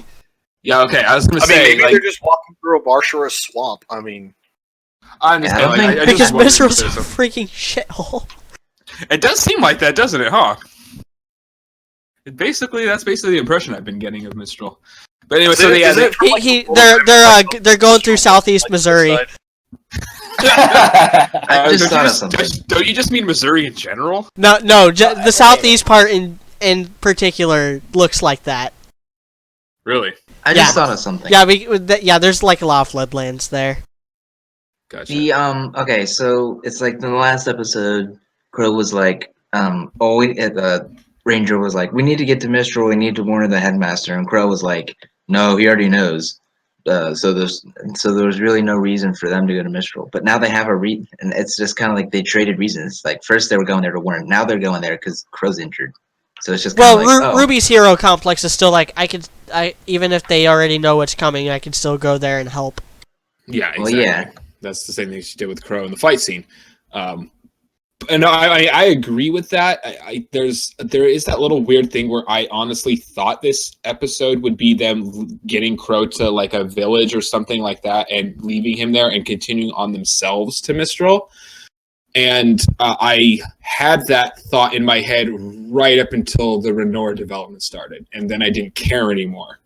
But if you're talking to sane Dude What the Heck instead of Dude What the Renora, then that is something I did think about. That I still technically, if you're going from like an entire development of the team standpoint, technically there's a little bit of an issue with this. I do kind of technically have an issue with this episode as much as I don't want to. Because I still think it would be better if they left him somewhere and continued on as a group of 4 to develop their own characters. I mean, dude, it is kind of like a shitty trope where it's like, oh, hey, this guy's injured. We'll split up and go on ahead, and so we can go get help. Like that's a trope that exists just in general. And in most shows, it would be the smart thing to do, but this show has Grimm. Yeah, exactly, and that's like I guess if we want to talk about that first and get that out of the way, that I get. Like I said, up until I started fangirling like a nut job, I did have a problem with that and was a little bit confused at that point until I realized everything else. And then I didn't hey, somebody has a problem that I don't have. Interesting. I know, it's weird. I was surprised. I don't really have... Like, I kind of have a problem with some of the logic because, again, Grimm could just come in and wreck their crap. Well, I mean, in fairness, at least they're aware of the risk. It's not like they didn't address the fact that it's risky. If Jean at least gave us the confirmation that they're aware of the fact that it's not the... It's not. Yeah, Ruby's trying to be all optimistic, and John's just killing the freaking mood. Well, I mean, John's the most. Well, that's the thing, though. John's the foil to Ruby now, though. Yeah, John's extremely I like grounded. that, and I don't like that because I really want them together. No, but I could. But here's the thing. No. That's not necessarily a bad thing. I mean, and keep in mind, media. I am not a Lancaster shipper, but them balancing each other out, him being the foil to Ruby, actually could make their work as a couple. It's sort of the same thing of Ren and Nora. That's why they work as a couple in a lot of ways, too, because they're so different. Dude, I have to stop you there. The best Ruby ship is Ruby X Crescent Rose. Well, obviously. Well, that one's just canon. Technically, as of right now, only confirmed ship. It's the only canon ship right now, so you're technically right about that. It's not my favorite. I don't even consider that a real ship, though. It's not my favorite either, but I mean, it's technically the only. It's a troll ship, but it is. It is the only. It's the only canon. It's the only canon ship. Actually, I would think that Gira and Kelly is more confirmed than that. True, but that wasn't a ship previously. Anyway, but they're married, so it doesn't count. Yeah. Ship is getting people together. Are they? Anyway, so. I mean, I guess like I said, I had a problem with that at first. I guess it does sort of make sense. I don't really have that big of an issue with it, especially with the result that it gave us. But I just wanted to point that out, and but I think a lot of us really were expecting that to happen, that they were going to leave Crow somewhere and go on to by themselves, and instead we got this. I think it's at least worth pointing out that this is not what we were all expecting to happen. I think. Yeah. So there is that. So it's different. But so really, what happened is, so they're carrying Crow, and Crow was having his hallucination with Ty about, I'm assuming, either Summer or Raven not coming back. I'm not. Or maybe both. Or maybe both. Yeah, he's hallucinating. He could, be related to both of them, which is cool because it relates to the earlier part of the episode. So I like that little tie-in, obviously. People are going to try to twist that. I know. People are not going to focus on any in this episode, and they're going to focus on that and trying to figure out who it is, because who even gives a shit, actually. I just thought it was a nice tie-in, but that's what they're going to focus on instead of all the shit that actually happened. And they're going to try to figure out exactly what... Never mind. I'm just going to go off on a rant if I keep talking. So the important thing, though, is that they go up and they see the fork in the road, and there is a sign, like I said earlier, that it points to Kuchinashi and Mistral, and the other side points to Kuroyuri, and that. And then there's also one that points backwards towards Higanbana. Yes, and there's also one that points back towards Higanbana. Yes, and ignores Oniyuri completely. Yes, Yes. Like, Oh, yeah, Well, that's the difference is- Aniyuri wasn't on the map either, so. No, that's True. true. It wasn't there. And Kuro What Yuri map? is crossed out, but at least they acknowledged that it was there at one it was point in time. It was there. It was there at one point in time, and that's something we can talk about first before I get on my soapbox. Is Which Ren gets pretty PO'd. I mean, he's been PO'd visibly a lot. upset about that. Is that like Yeah. his home village or? That's my guess. I mean, And Nora knows it. Yeah, that's the thing. That's the thing that's weird. That's what I was talking about with you dude earlier, where so Rin like sees the sign, and Nora's like, "Oh, hey, Mistral, we're on the right path," and then she's just like, "Oh," because she sees the sign also points towards Kuro Yuri, and she knows that that's where Rin is originally from. So I think we have a pretty clear picture on Rin's backstory. Yep. Based on this episode, because there was some confusion with Aniyuri, and I addressed it in my review of Tipping Point, about like how much Nora knows and what Aniyuri actually means to Rin, and I did like put a text gag in there, that in hindsight that like Rin didn't recognize the town until they found the sign that said the name, and so Rin had only heard of Aniyuri. Yeah. Which means that he wasn't from there, but he does say that his parents believed in it. Yeah. That does help how much Nora knows Ren, because that was annoying. And that, I mean, personally, I mean, despite the fact that I'm clearly an insane Renora fanboy, I'm not the only person who should have been annoyed by the fact that she didn't seem to know much about that town.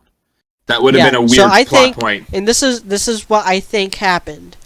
So, Ren's parent. So Kuro Yuri is the next town over from Aniyuri.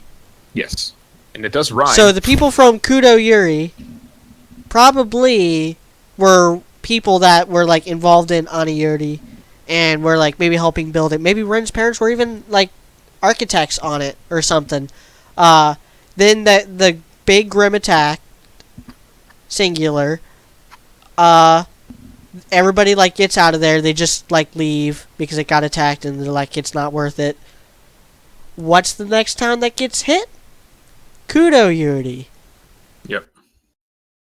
And that's where Rin became an orphan. Yeah, and it's interesting to wonder, because you wonder what Nora's backstory is too, because now it seems like at least their early childhoods are separate, which isn't necessarily a bad thing, but it does seem like, because if she would have been upset about that too. They had to meet somewhere. Yeah, exactly. They had to meet somewhere. I mean, that could actually be an even stronger case for their ship and friendship or ship. I'm going to say ship because that's what I care about. If they actually met as orphans already, and that would, that's how. Yeah, that was something I said. I think I just said it on Team Theory. I don't think I ever addressed it here on the podcast or anything. But back when Nora said that, like, at the beginning of Volume 3, when she was like, we have no family, no homes to return to, like, and I thought that, like, hey, wouldn't it be cool if they, like, met as orphans, and that was how they made that, like, initial connection. Contact. Yeah, that initial connection. Yeah, and that seems like that's what it was. I mean, I originally thought that speech that they had known each other since before they lost their parents, but actually, especially the way you described it right now, and yes, you're right, this did make me very happy, media, thank you. It actually seems like it would be stronger, and it's probably what happened is that they met as orphans already. They met while they were already orphans, which makes you wonder what Nora's backstory is too, because we're not getting any, but it seems like we might, because based on tweets that people from Rooster Teeth have tweeted about Nora, about somebody tweeted something about Samantha Ireland specifically, and it could be referring to that, or it could just be referring to something else. I swear to God, if we get a kiss between Ren and Nora, I'll just like throw my computer out my window in excitement. Oh, I'll do worse than that, dude. I'll do worse than that. Okay. Well, I'll save this to like the theorizing part then, though. But I will say this: that Ren and Nora are a couple. Yeah. But they just are a low-key couple. Low-key couple. But yeah, that tweet you were talking about, that was from an animator who was working on a scene. So it could be the finale, because he was talking about he was working on it now. He's like, just reminding him of why Samantha Ireland, which is Nora's voice actress, is his favorite. So definitely Nora scene coming up before the end of the volume, but it might be the end of the volume. Yeah, it could be, and I don't care where it is. But anyways, I mean, the interesting thing. Yeah, we only got a few weeks. So yeah, I mean, I'm obviously fangirling like crazy because High Powered kept telling me stuff like, and I agreed with you after a while that, based on what we're getting, it wasn't expecting much Renora development at this point. Because, I mean, people besides me know that sort of thing is coming because they literally shoved Renora down our throats so many times. That's not something that, just because I'm a fanboy doesn't mean it's not true. Like, that's something they shoved down our throats. But they weren't really giving us much this season, and I was like, I'm just... Well, as long as they give us something good when they do, I'll wait. Then they give us this, which is, so when Ren really gets pissed off about not wanting to go to what we're assuming is his hometown. Kudo Yuri, which is Black Flower. Which what's it? Love. No, Kudo is black. What did Yuri mean? Are you sure it's not Kuno? Are you sure? Kuro Yuri means like it's curse, black. actually. It means curse in the flower language. Oh, so in the flower language, yeah, it would mean curse. Flower language, it I'm means talking curse. about like just the word kudo is Japanese for black. Yeah, so it's that's not somewhere he wants to go, and Nora, obviously is being the understanding friend. It's like, okay, we don't have to go that way. We'll just split up. Ren and I will go through the mountains, and you two can take Crow and try to get some help, maybe through Kurayuri, maybe not, probably if not. If not, then just going around the mountain. Yeah, you can't bring Crow up there. And I can understand. That at least makes sense. I mean, you can imagine that the dude who's like dying... It could not see, probably couldn't survive like the cold or whatever. The cold. I just had a really cool idea that I don't think they're going to do, but it's something I would put in. During you can mention it in the theorizing part? Yeah, I'll mention it in the theorizing part, and I'll say it like as a joke. But it makes sense that, and they wouldn't. It'd be much harder for them to carry him through that as well, up a mountain, and through. If it's colder, obviously, they're not going to be able to carry him through that. I mean, despite the fact that Ren has open-toed shoes, but whatever. Well, so I brought this up, I think, in like conversations outside the podcast, but I feel that Aura provides like some sort of protection from the elements. Does that explain why all of them wear such short skirts and why Sun doesn't have a shirt? And Obviously. All that shit? And why Ren's like arms aren't covered and his toes are open and all that shit. But anyways, yeah, I guess that's possible. They haven't mentioned it, but it definitely could make sense.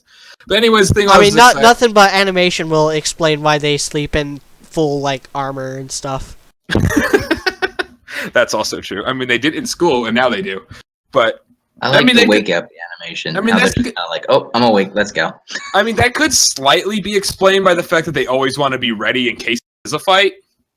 That's technically could be an explanation, but whatever. Well, are you talking about how they were like all carrying their weapons whenever they're walking around, and they sleep in their? No, I'm talking about at the end of last episode when like Rin just gets up and he's fully dressed, and then Jean gets up and he's wearing like all his armor and stuff.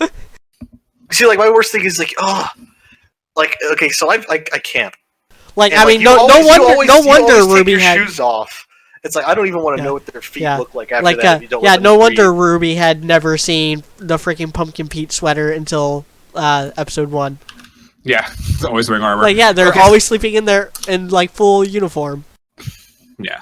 So people thought it was like some big plot reveal about what's underneath his sweater. I think a lot of it was actually foreshadowing that they just sleep in their armor. I thought we had all knew already that it was going to be the bunny. Like, I thought we all knew that. It was pretty obvious. It wasn't that big of a reveal. Yeah, if you look at his pajamas from... Yeah, you look at the pajamas. Yeah, it was the pajama thing. Not a big deal. Yeah, it was the same as his pajamas. Yeah, exactly. This is not a big deal. Anyway, so the stuff that is the thing why... So basically, they split up, and for all intents and purposes, it's... Actually, the thing is, people are... John says that he doesn't know that Ren and Nora are going to be okay personally, I'd be more worried about Jean and Ruby because they're going to where the town was destroyed, and that's where the footprint, if we're assuming now that it's a footprint, Yeah. that's what was leading. That the footprint went towards where they're going, not towards where Ren and Nora are going. Okay, I pose a vote right now. Okay, this is going to go from top of the roster down to the bottom. Is the footprint a giant-ass grim? Or is it like a marking that the bandit clan leaves behind whenever they attack somewhere? Okay, so I originally thought. Sorry, you can give your reasoning if you want to, but I'll just give a simple answer. Yeah, well, mine changed because originally I thought it was the bandit clan, and now, especially given the evidence of Oniyuri, I'm guessing that it's the giant grim. I think it's both. I think you brought up something about like it potentially being both, but I think it's like a bandit clan marking. Because I justify it simply, it's like, oh hey, what would be a good idea that they would just make camp in like a abandoned village that no one goes to. Yeah, I can see that. So I initially thought that was like bandit clan stuff, but now that we know more about like Oniyuri and the effect that it had on Rin, I'm really leaning towards this being a grim footprint. Sock. I kind of want to say grim but we only see one print. It's not like it's like missing like 4 limbs or something like that. It's really off-putting. Like you would think something like that would be more obvious, especially with the size of that hoof. So I'm just gonna go with a marking. Like this is a territorial mark.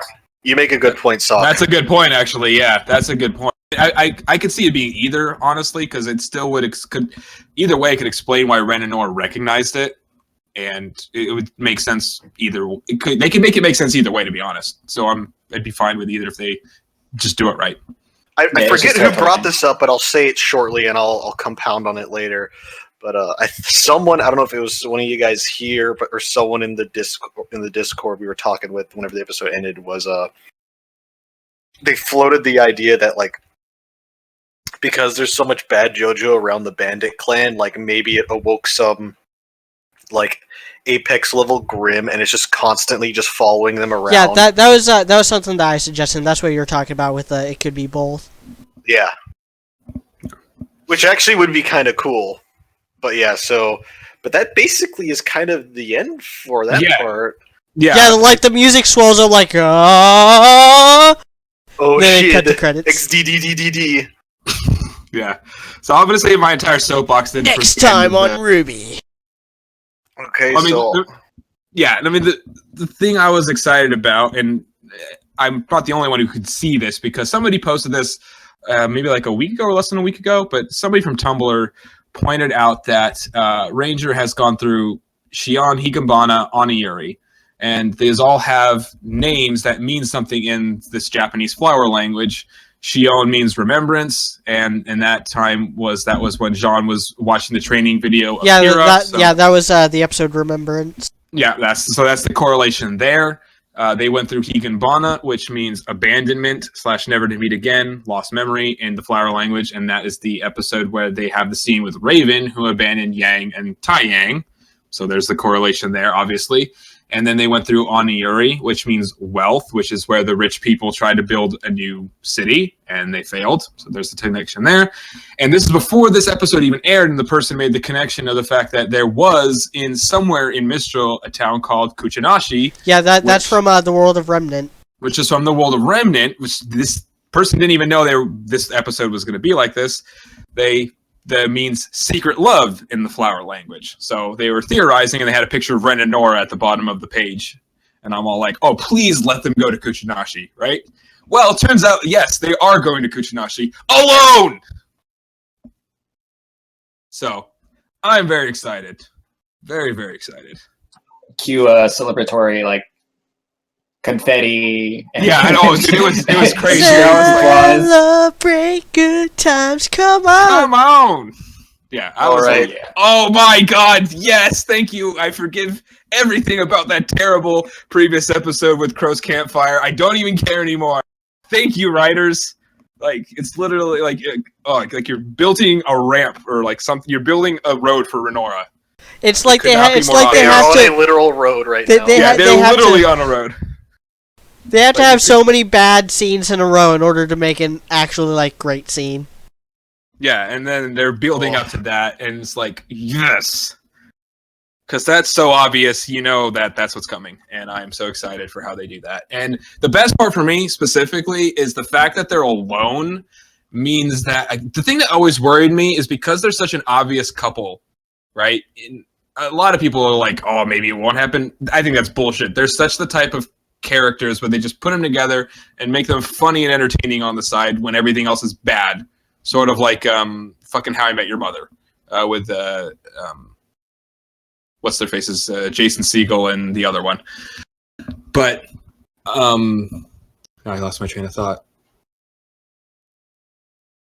God, I'm trying to remember people's names and now I lost my fucking train. Oh well, come back to me. I'll talk about it in the theorizing part. Forget it. I mean, we are basically in the theorizing part. That's now. true. That's true. All right, so, and I don't even really know where I want to start here.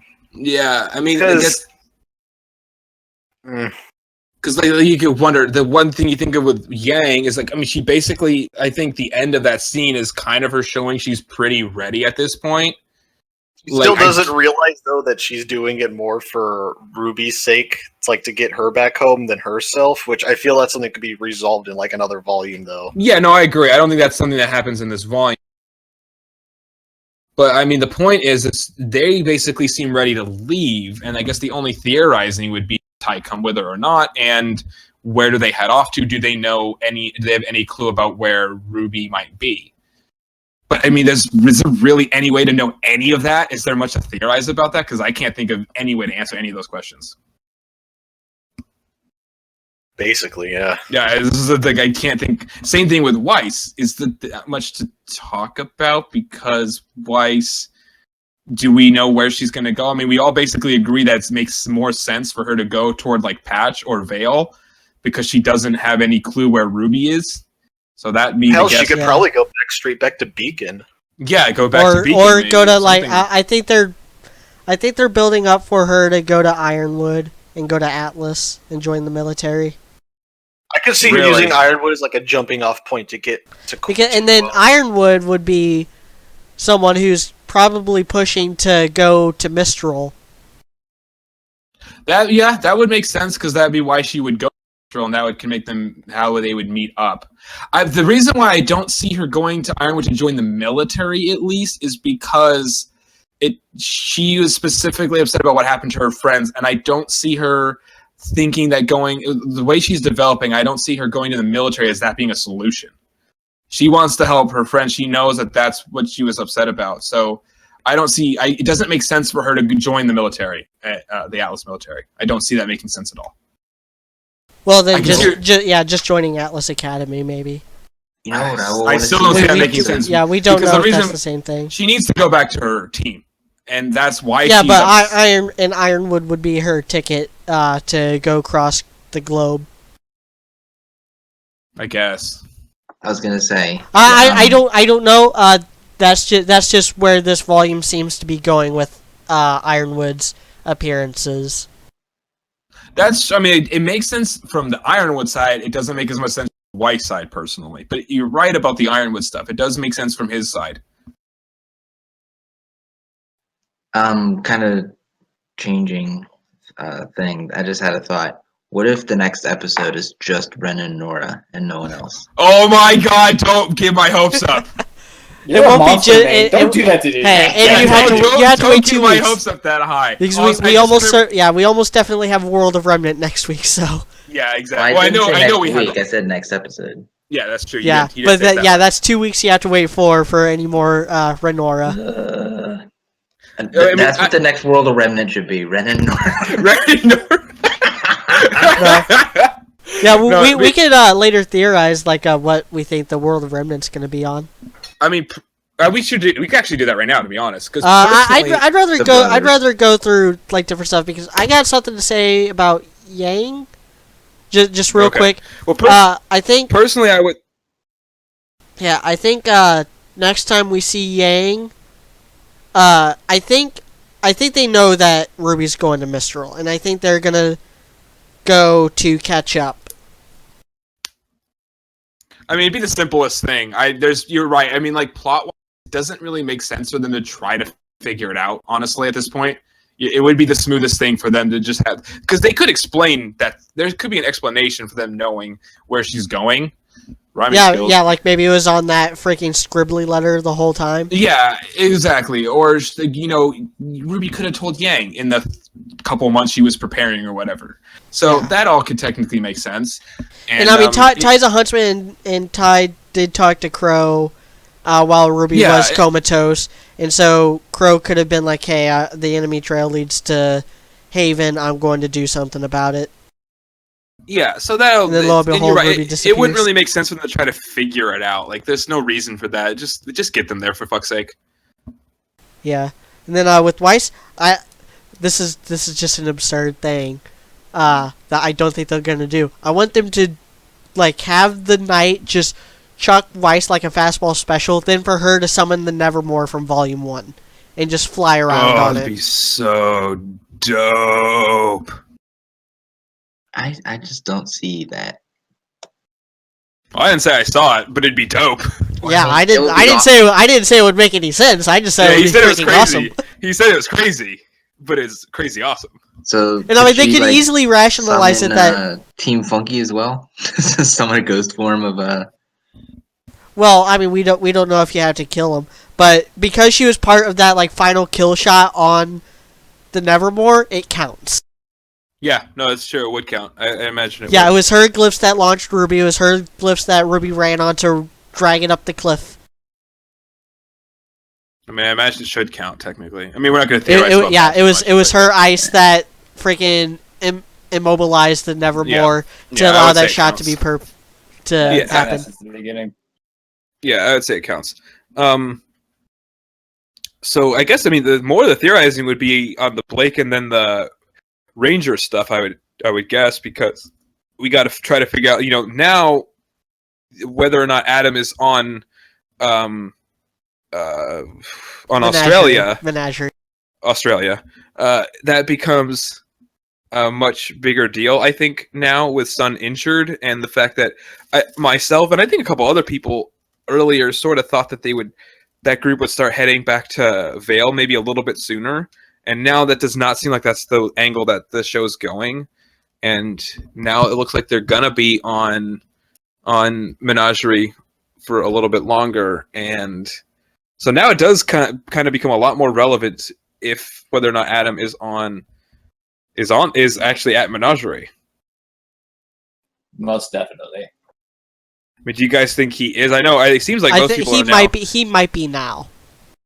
That's the thing. No, actually, I take that back. I think he's still on his way. I think the next time we see Blake, it's going to be like the next day or maybe even a few days afterwards. Like and Sun is like in the middle of recuperating, and that's when Adam's gonna strike, and then Blake's gonna have to go it without Adam or without Sun. Go at Adam without Sun, and realize that like she is hopelessly outmatched, and that she really needed Sun and should apologize. Yeah, and she needs Daddy Donna's help.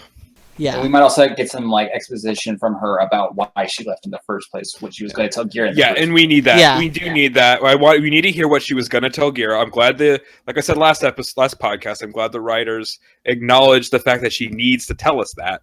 Yeah, but I hope we do get that info. But we do need to get that info, and I do see that coming soon. I would honestly love to see like something like Blake getting outmatched, and then Gira just totally pushing Adam's shit in. No, I maintain that is probably. I think Gira it like looks or deceiving or whatever. I think Gira will be like the ooh kind of thing, and then Callie just comes and beats the crap out of Adam. Dude, as if she wasn't Kelly Milfadonna already. She would just come in and just being like, okay, you die. You hurt my daughter. You hurt Sun. I like the blonde one. Yeah, I like the blonde one, not you. Goodbye. You are the weakest link. I mean, But I yeah, would see- Ilya said something about like you should have never come back. Like, what the hell is she's on about? You know the way what? she What I said it think. too was Okay, just- so here's the thing though. Whenever Illy said you should have never come back, it feels like the White Fang might be making a move to take more control. So, for that's what example, I think you're they right want about that. it's a hostile takeover, but they're trying to be like subtle about it. So they probably okay, at this point now, I want to say that Adam and Shere Khan's goals are probably one and the same for the most part. Like as Well- of right now. They I would agree with that. they could do the obligatory Malcolm X Martin Luther King parallel with them, God. Yeah. True.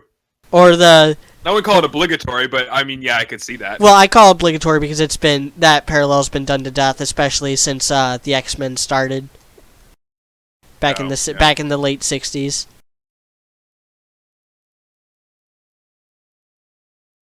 Yeah, with Charles Xavier and Magneto, but what else? Yeah, I think Adam is. That's definitely going to be the climax of Blake's arc about Chicken Bow Wow. Is Oh, yeah. her and Adam. No, I think you're right. I previously was not of the opinion that Adam was going to be on Menagerie, but now seeing how things are going, the fact that we're already on episode 9 and there's not, it just makes sense. I guess you're right. He's probably on his way at this point, and he's back. I mean, either way, I think you're right that that's sort of the angle they're going for, and he's going to be back or is on his way. He will be there by the end. Yeah, my thing, like my thought for that is the whole Adam being there in the first place was like even before the little photo things, like, oh, we're going to inform Brother Adam. The CCT is still down. How are they going to send a carrier pigeon? That's true. That's a good point. I didn't think about that, but you're right. The CCTV thingo is like fucking weird though. It's like a localized thing. Yeah, but I But mean, yeah, I feel like the White Fang are probably going to try to assert their dominance. Yeah, but you could say Ilya still feels something for Blake, like she cares about her because They used to be a couple. Come back. Oh, that would be so good. I like the few seconds of silence you just guys had green just with had there. envy. That's You're what right. I- You're right. Top kick, power. Top kick. Mhm.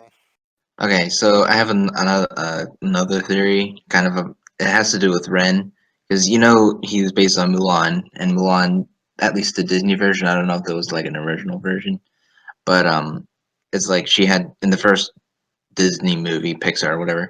She has to deal with the bandits and stuff, and they have to train with the army or whatever. No, it's But not. they're It's not not bandits. It's the literally Huns. Genghis It's yeah, Khan. yeah. There's It Genghis is. Khan, yeah. Well, still, they Or were Attila bandit the Hun. style. Yeah, I Bandit don't know. style. I mean, they were kind of what's not mobile, but what's the word? Nomads. No, yeah, nomadic. That's the word. Thank you. A girl I'm worth good at fighting words for for. once. Yes, Ah. but Out of you. so I'm thinking that's what happened to his village. The bandits came in, wiped it out. He survived and left. And I have a feeling that, well, John and what's her name? John and Ruby went to the direction. Yeah, what's her? of the Yeah, what's her camp. name?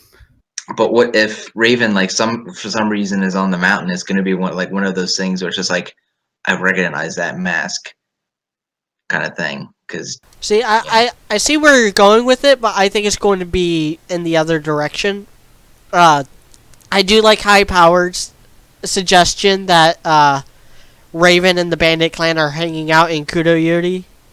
Yeah, I like that idea too.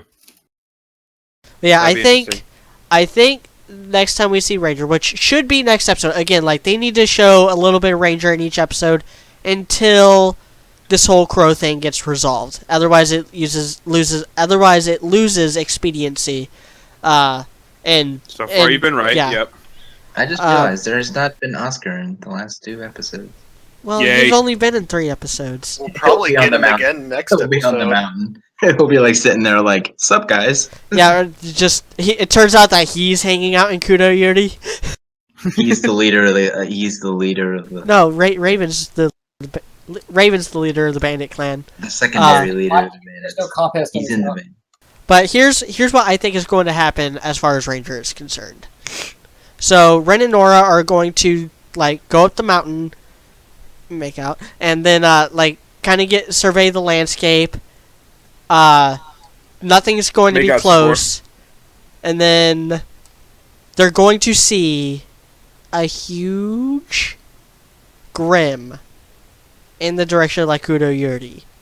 They're going to Ren's gonna freak out, and Nora's going to have to talk like sense into him and like, Ruby and Jean are down there. We gotta go back and we gotta go help them. Like have that moment where and that might be the moment that this animator dude was talking about, where Nora has to like give Ren that morale boost, and then Ren goes through kind of like a mini arc right then and there, where he has to like set aside his own fear and go help out his best bro Jean, and or gay lover. Yeah, because they were totally hugging.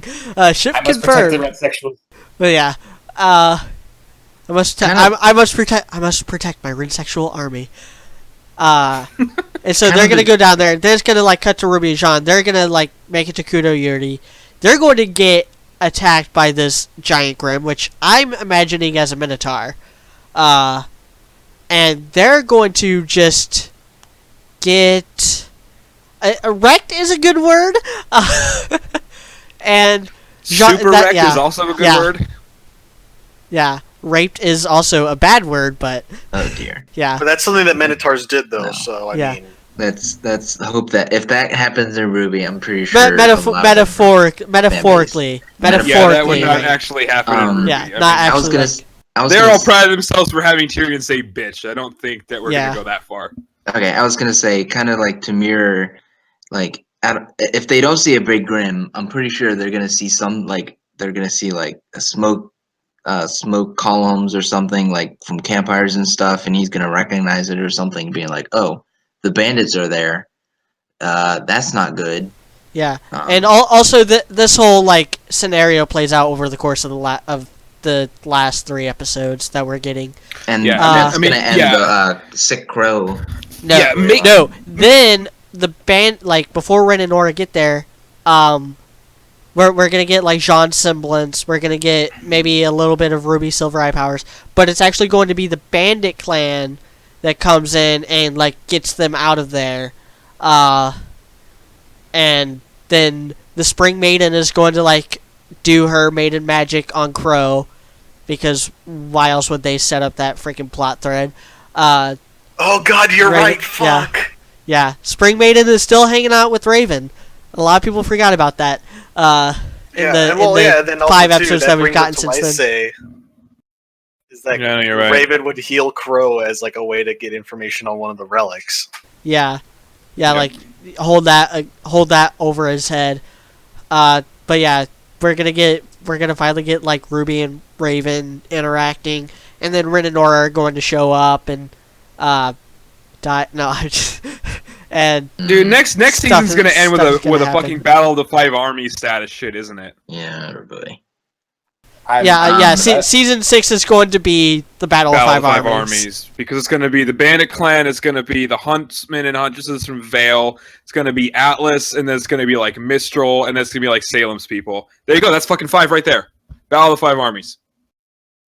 The way you're setting that up, that is like a Battle of the 5 Armies, which personally I'd be totally cool with.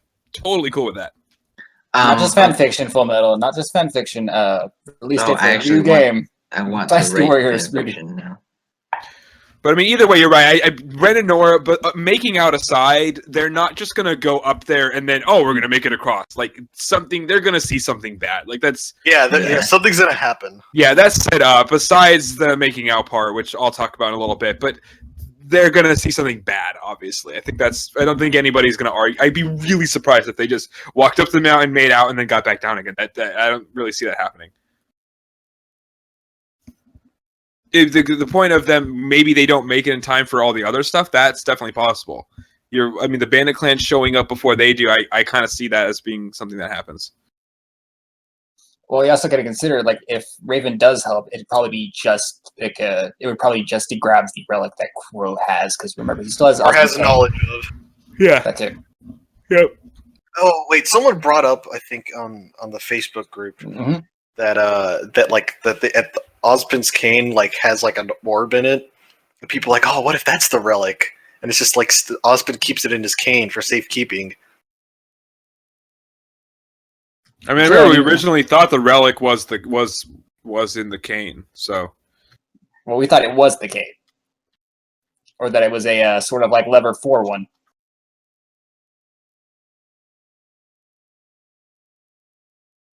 Another theory that I had that I still kind of stick to, even though a lot of you have been, I think that the Grim is with the bandits, like they captured it or are keeping it somehow. Like at first I thought it was like a big elephant, like a Goliath thing, and they were riding it. Well, Raven says that they weren't expecting the Grim to settle in that fast when she was talking about Xi'an village. Yeah, that, and also if you look at the Grim World of Remnant, holding a Grim it just turns out bad, because either they just die or they break out and kill everyone. yeah, exactly. I think that's why I like Salem being able to sort of control the Grim is such a big deal, and I think that's something that's more unique to her, and having that sort of some sort of relationship with the Grim. I don't see anybody else being able to do something like that. Okay, I want to just make my my statement about the whole Ren and Nora thing real quick. I'm stating for the record that they are a couple, and yeah, I mean, just like every episode that they're in. Well, see, okay, that's interesting that you put it that way. So you're saying that, like, kind of what I'm not as crazy as I thought, that all the stuff they've been doing for them, not just for like this volume, how they're always with each other, even like beyond like a friendship thing. You're saying that they're already sort of become a couple somewhere. Yeah, like I say that they're a low-key couple. Because, like, here's the thing, though. Like, they're on a serious mission. And so if they probably kind of want to keep that on the down low, because they don't want it to, like, affect the dynamic of the group, if that makes sense. Yeah, That's why I say, like, a low-key couple. That's interesting that you put it that way. Now, would you say they've been a couple since? Because that means they'd had to have become a couple somewhere during the series that we didn't see, because they previously said they weren't actually. Or are you saying they have been a couple the entire time? Arrived at Beacon. What is? No, man. It's just like for me. It's just like the way that they look at each other. Like that's just the big thing for me, because every episode they're in, they always just like eye the piss out of each other. Oh fuck yeah, they do. It's crazy. Like I know that a lot of therapists hinting at them being a couple. Personally, I would say that. I mean that'd be interesting too, but I would guess no, because why? Well, actually, no. You're technically right that secret love could actually, because I was looking at it from the perspective of Nora's secret feelings for Ren, but you could also be right that they are secretly already a couple. So the thing is to also, you're right. If you're dating someone at your workplace, like you don't want to. Well, a whole bunch of comments just got. Well, yeah, but like if you're dating someone at your workplace, you kind of want to keep it on the down low. Yeah, and it's also It's also okay. In my mind, it's a reasonable assumption that like most of these teams that have like, like half female and half female teams, there's a good chance that at least one of them will hook up with the other at the end of the day. Yeah, in the grand scheme of things. No, I know. I'm surprised they never like brought that up more. To be honest, that's such an obvious thing.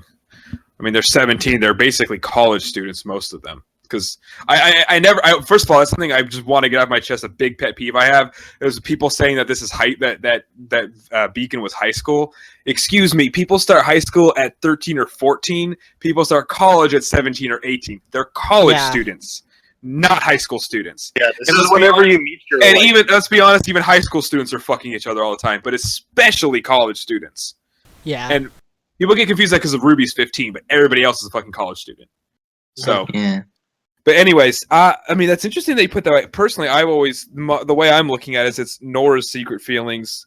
And because I see this as a chance for that to come for her to like sort of like confess in some way. I don't know how that gets triggered, but I see that as what's happening instead, because it's always because especially like that wouldn't make sense to me because I know Chibi is not canon, but what the stuff they put in there is sort of it's very reinforced by the song Boop, which technically the songs are canon. So she has not told Ren all of that yet. So technically she could have at some point, and then now they're a couple secretly, but I don't know. I wouldn't like that because I'd like the payoff of them getting together, if that makes sense. And that's the thing I was trying to say earlier when I totally lost my train of thought was a huge reason why this makes me so excited is that, like, let's be honest, like, I think everybody sort of sees them becoming a couple as something that's inevitable, and they didn't need to get them alone to do that. They could have become a couple anyway. The reason why I got so fucking excited, why I'm so fangirling out right now, is getting them alone gives them more time for actually like a legit, like a good development into becoming a couple. Exactly. Yeah, kind of like my Lancaster. Actually, I would say my Lancaster heart melted at it, but it was actually forged by the scene in Volume 1 where Ruby and Jean were out in the hallway talking. This is true. Yeah. Getting people alone gives them time to have good development, and the thing that's why so many people ship Bumblebee because of friggin' burning the candle. Yeah, no, it's true. The thing that worried me about Renora was I didn't want them to just, because they're such an obvious couple, and there's the fucking song, there's all the way Nora acts in the show, there's all the backstory of them being together, there's the chibi stuff, which again I know it's not canon, but let's be honest, they're shoving it down our throats in the best way possible. And I do kind of mean that. If only they could see what's right in front of them. Yeah. If only. That is probably my favorite chibi skit. That was my favorite chibi skit of all time. That was. But dude, I understand what you're talking about. Because like you thought the punchline was Weiss and Pyrrha, but it's actually Ren and Nora. And then it's actually Ren and Nora. Oh, so good, so good. And the thing where she has the gift room was also pretty funny. But the other one was funnier. But no, it's like so. The thing is, like, what I was. Oh, sorry, Sock. You were going to say something, right? Oh no, I was just agreeing with you. That would be like if Arcos happened off screen, people would be pissed.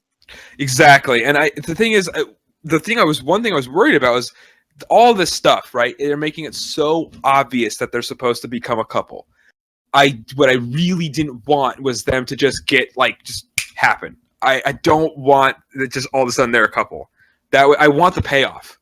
Like I think we'll get it, but now we have the opportunity where we can actually kind of put it in like officially, if that makes sense. Like I'd like to have Nora give some sort of speech or whatever, some sort of confession or whatever. I want them to actually, you know what I mean? So maybe I'd love them being alone.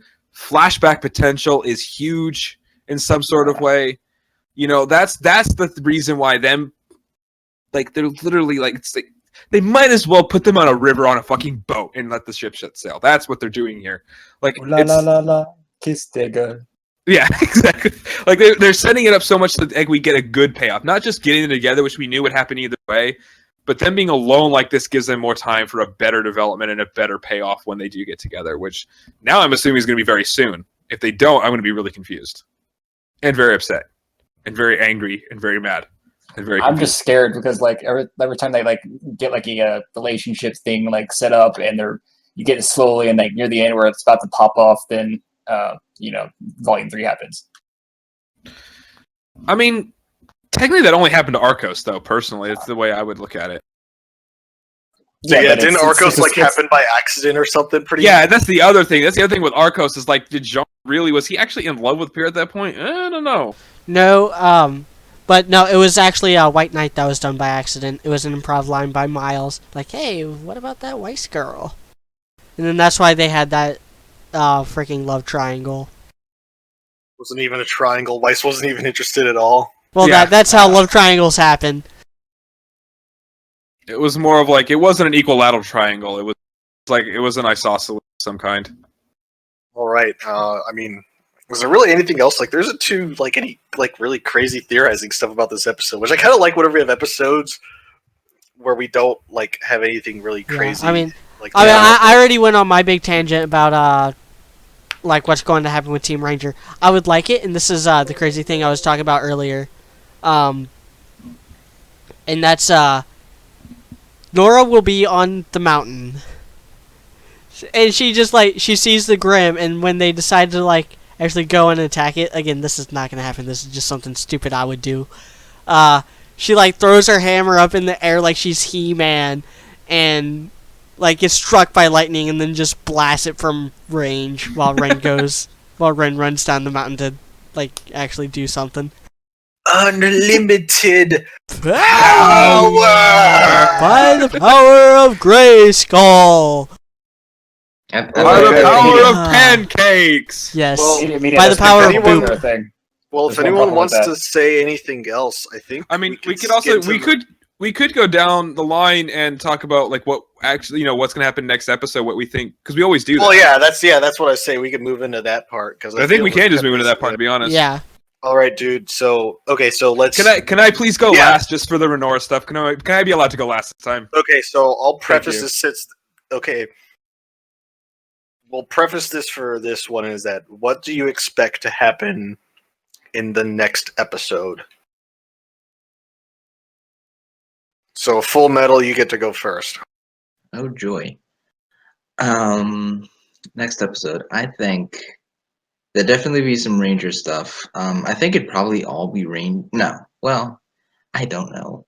I think it would. Okay, I think it would all be Ranger, just split between the two parts.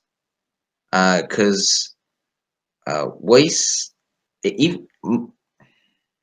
sorry, I hate going first. Weiss kind of has her thing going. Yang really doesn't have a cliffhanger. Weiss kind of has a cliffhanger, but Ranger has a lot more of a cliffhanger. So they'll either do just that, or they'll do the other two. So it Gotcha. Yeah. Gotcha. I want the Blake to come up just because I want to find out what happens to Sun. I really don't care. I mean, I don't want to say I don't care about Blake, but Blake's not high on the list right now.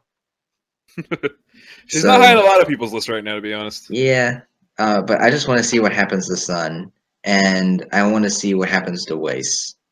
Yang is in a good place right now, and the Ranger are not, but they're not as we need to show what happens next. Yeah, kind of thing. So, all right, and no Oscar, please. Yeah, I was gonna say. I think it seems reasonable that Oscar will show up the next episode. True. Yeah, this is true. But anytime Oscar has showed up outside the first time we saw Oscar, I've been very happy about it. It just kind of seems okay, so it's we had that cliffhanger. Oh wait, no, I guess we gotta sit through this Oscar thing first. Come on, hurry up. Well, that's how okay, freaking episode 6 to episode 7 was. Yeah, because it's oh, Tyrion, blah, blah, blah, blah. Oh, but wait, we gotta do Oscar first. It's and then we also had to do Weiss before Tyrion. Well, Weiss was at least oh, I know this character. I know what blah, blah, blah. But Oscar's okay, who's this kid? He has voices in his head. It's waiting to open Christmas presents, but you gotta eat breakfast first. That's what it felt like to me. And shitty breakfast too. It's oatmeal, not even bacon and pancakes. Yeah, or even it's just it's not that it was crappy. No, it wasn't. I mean what they've done with it so fine. far is actually pretty okay. Yeah, I mean it was eating. It's just eating normal breakfast, but because something better is coming afterwards. Come on, we got to get to the presents. Come on. So cornflakes instead of frosted flakes. Eggs and bacon. That's still good. Compared to oatmeal. I'm thinking Malto-meal, basically. Hey, this is my breakfast we're talking about, not yours. That's true. No, I'm talking about I'm talking about a shitty breakfast. I'm not talking about shitty breakfast. That's a good analogy, though. That is a good analogy. It really is. Yeah. I'm really fine with whenever Oscar. I actually enjoy it whenever Oscar shows up. I mean, the last one they did was actually very well done. For With me, Oscar and because whenever we get Oscar, for me, it's like whenever we get the bad guys. That's what I like about it. yeah. So it's like I mean, showing both sides. Mhm. I want to see Tyrion again. Oh, That's I what I know. want to see. I was to say we could actually get that next episode. We- I think could. that might be what the post-credit scene is for this volume. There's Yeah, a you said that. post-credit? You said that last time. Yeah. There's a post-credit scene? There's a post-credit scene every volume. Yeah. Oh no, I meant. I thought you meant this episode. Okay. No, I mean for end the of whole season. volume. Really End of the scared for volume. a second. No, end Okay. of the volume. All right, so I guess it's my turn now. Okay, so here's my predictions for next episode. So we're gonna get Team Ranger, obviously. We're also going to get. I kind of hope the Bandit Clan shows up for some reason. You've been saying that all volume, dude. I know you want them to show up. I want the Bandit Clan. Give me the fucking Bandit Clan. Yeah, we know you want them. The reality is, I just want more Raven because she's. Yeah, she's you want Raven's dick. Yeah.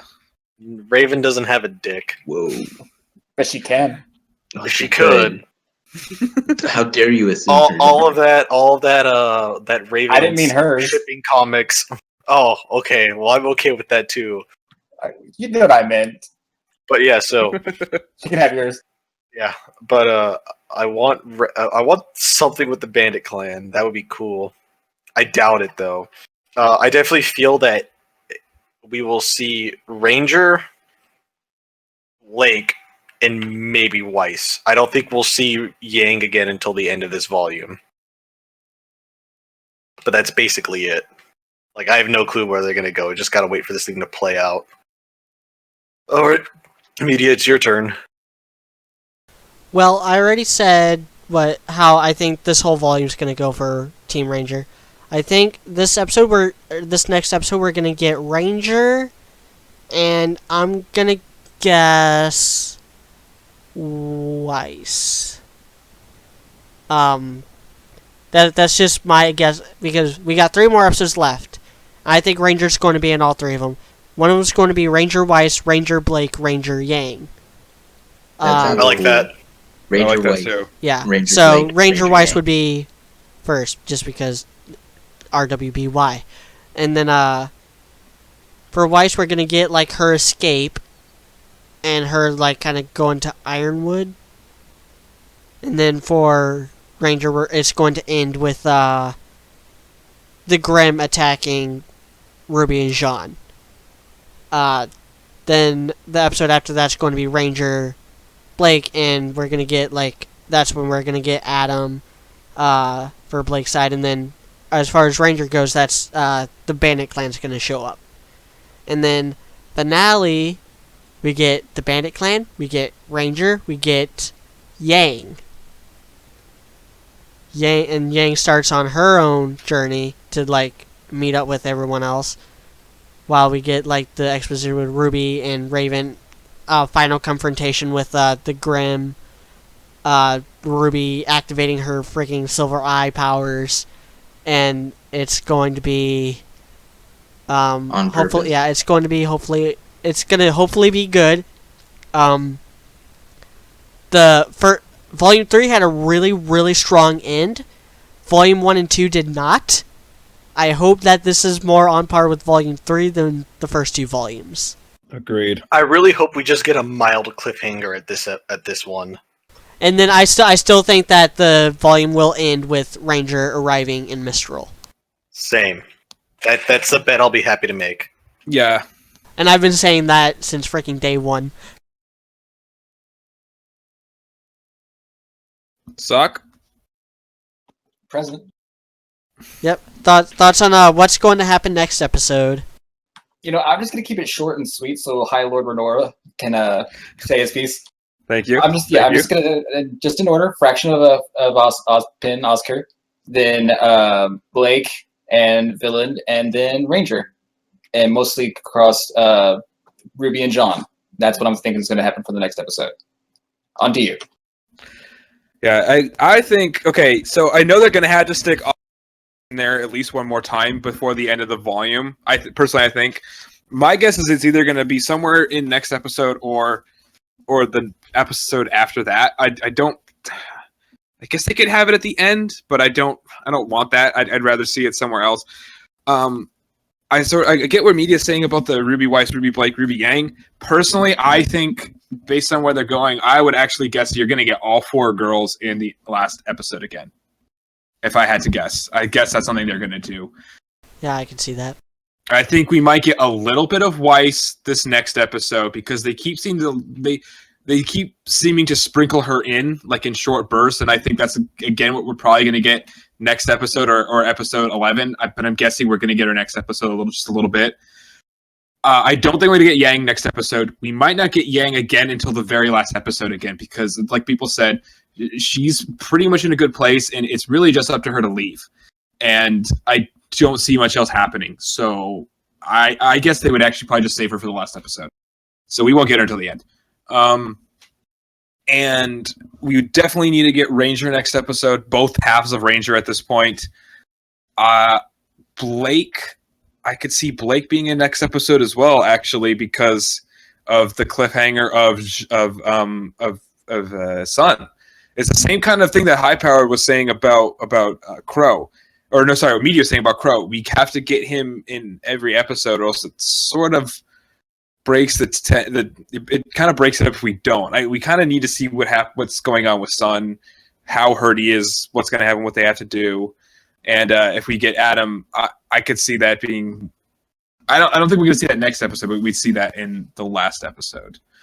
But as far as Ranger goes, which is that's still the biggest meat of all of this, Weiss is just going to escape with the help of Klein and either go to Ironwood for help. I don't see her enlisting. I really hope she just goes to see her to go back to her friends. Although, like you said, it could make sense for her to go to him, and that's her ticket to get to Mistral first instead. But I'd see it more. She needs to see her friends, and he could still help her. But then as far as Ranger goes, I'm with media in the idea that Ren and Nora are not just going to go up there and just get over the side of the mountain. They're going to see something. The whole thing is it the Grimm, or is it the Bandit Clan, or is it the Grimm and then the Bandit Clan afterwards? That's kind of the thing you have to wonder about. But I do see the idea of them having the Spring Maiden, and that's what he'll show in exchange for information as being a thing. Because I see that kind of, maybe that's being the cliffhanger. The 2 cliffhangers of this end of the season are Blake and her family / son facing off against Adam, and maybe some sort of coup actually begins against the Belladonnas in Australia, and then with Team Ranger. The ending is maybe they face the Grimm, and then they come face to face with the Bandit Clan or something like that. But as far as my favorite 2 people, again, Ren and Nora going off on their own to Kuchinashi, the city of secret love. Oh my god, so excited! But I'm hoping for them. Like I said, I'm excited because it gives them time to get a full development and actually get some payoff. And I'm personally hoping for some sort of flashback sequence intertwined with some sort of speech, maybe from Nora or something like that. That's what I'm hoping for. I hope we get actually a full payoff for them, and get at least them half of a couple of episodes, or like half of an episode or something like that, at least for them. And the thing is, you wonder how long these last episodes will be. They keep getting longer for the most part, at the end of the volumes at least. So I'm hoping we get a good amount of time for just them. And I don't, because I think for Ruby and Jean, I don't know how they're going to interact before they get to whatever their obstacle is going to be. I don't think much. So I hope we get enough time for Ren and Nora to go through their little backstory, make out, and everything. And then that's when they see something, just kind of like what media said. I do see them as seeing something up there, and that's, kind of the signals, the alarm or whatever. I'm so excited. Oh my god. I'm a little fucking fangirl right now. Better be good. It better be as good as I'm hoping it's going to be with all this setup they're doing right now. Because they're like, They're really setting this up for me right now. And I don't want to be disappointed. I want to be happy. I'm pretty happy right now. I mean, they're literally like, they might as well put them on their giant battleship and just be like, fucking make out already, damn it. I just want it to be good when they do. Like, I want a good backstory. I want to see some of their, like, how they met and everything. And that's, like, what Nora sort of explains or whatever. Like, I want that sort of payoff, you know? I want to learn about their past, and that's what, gets them together or something. Oh, yeah, most definitely, dude. That's what I'm hoping for. All right. I mean, that basically covers it. I mean, good podcast. This is a really good episode to have for this kind of podcast. Yes, I agree. Yeah, it was very even, very well paced. Also, I will say didn't do a lot of back and forth stuff. Didn't do any back and forth stuff. Closing statement was that Ilya's a cutie. That's all I'm gonna say. You right on that. Closing statement: Renora development, motherfucker. Yep. All right. Anybody else with closing statements? Maine? Nope. Well, I got a closing statement. If not for that freaking rooftop fight, this would be up there with some of the best episodes in RWBY. It definitely, yeah, exactly. And because of Renora, it's the best anyway. Yes. Well, I mean that's kind of like how I look at Heroes and Monsters, which is my favorite episode. Even though it had the Velvet scene, which I do not like, but it had the best RWBY character moment, which kind of made up for it, plus a bunch of other awesome stuff. But yeah, shameless plug time. Going from the top, dude. I have nothing to plug right now. I have so much other shit I'm working on, so I don't have anything to plug. Just plugging that Renora is the best, and they are the OTP, and I'm fucking excited as shit, and watch the next episode for more Renora. And that's all I have to say. Maine? I don't know what you mean by shameless. Shameless plug. Anything that you want to like market, like your fanfiction, channel, YouTube channel, all that shit. Yeah, don't you watch the podcast? I do, but I don't like watch it the very end as soon as I hear like things winding down. I don't know. My YouTube channel, Fullmetal Maine. My fanfiction thing is RWBY Red Reaper, and that's pretty much it. That's all I really do. And my Steam name, if like y'all want to play, hit me up. Fullmetal Maine. I mean, I'm still working on my fanfic, but that's basically it. I'll eventually post it somewhere, so y'all can mock it or whatever. I don't give a fuck. I had fun writing it. As much as Dan has made you bleed with editing and stuff like that, I want to read Operator Man. I still need to finish up chapter 4. I don't want to touch it because there's a lot of writing that I know that I'll do, and I'll have to redo an ass load of it because it's going to be bad. It makes you wish I didn't write it in first person. Kick. Yeah, I'm Mediocrity4. If you like this podcast, like, comment, and subscribe. I do RWBY reviews, I host these podcasts, and I also write RWBY fanfiction on fanfiction.net, same name, Mediocrity4. And yeah, I am actually, as we do this podcast, I'm working on the latest chapter of RWBY Beyond Generations. It's going to get really good really soon. I hope more people read it. And that's all I have to plug. Sock? Nothing RWBY related. However, I do have my original story, Slightly Unstable, on DeviantArt.com. If you like tongue-in-cheek humor and hate cliches, please check it out. I would appreciate it. Yep. All right. That was a very productive podcast. So check back next week when we talk about nothing, because World of Remnant. Oh god. World of Remnant. Yeah, we should do a podcast just about all 4 World of Remnants we've gotten since the volume started. That's true. We probably should do that next. We can do that next week, and then the episode after, you'll know what happened depending on if I scream like a girl at the beginning. Yeah, that'll be the first thing, like even before my intro. Exactly. Watch us forget that. Yeah, just like depending on I won't. You guys aren't gonna. I won't let you guys forget. It's gonna happen either way. World of Remnant, Renora. So again, So for all of you listening to this, thanks for listening, and have a good day.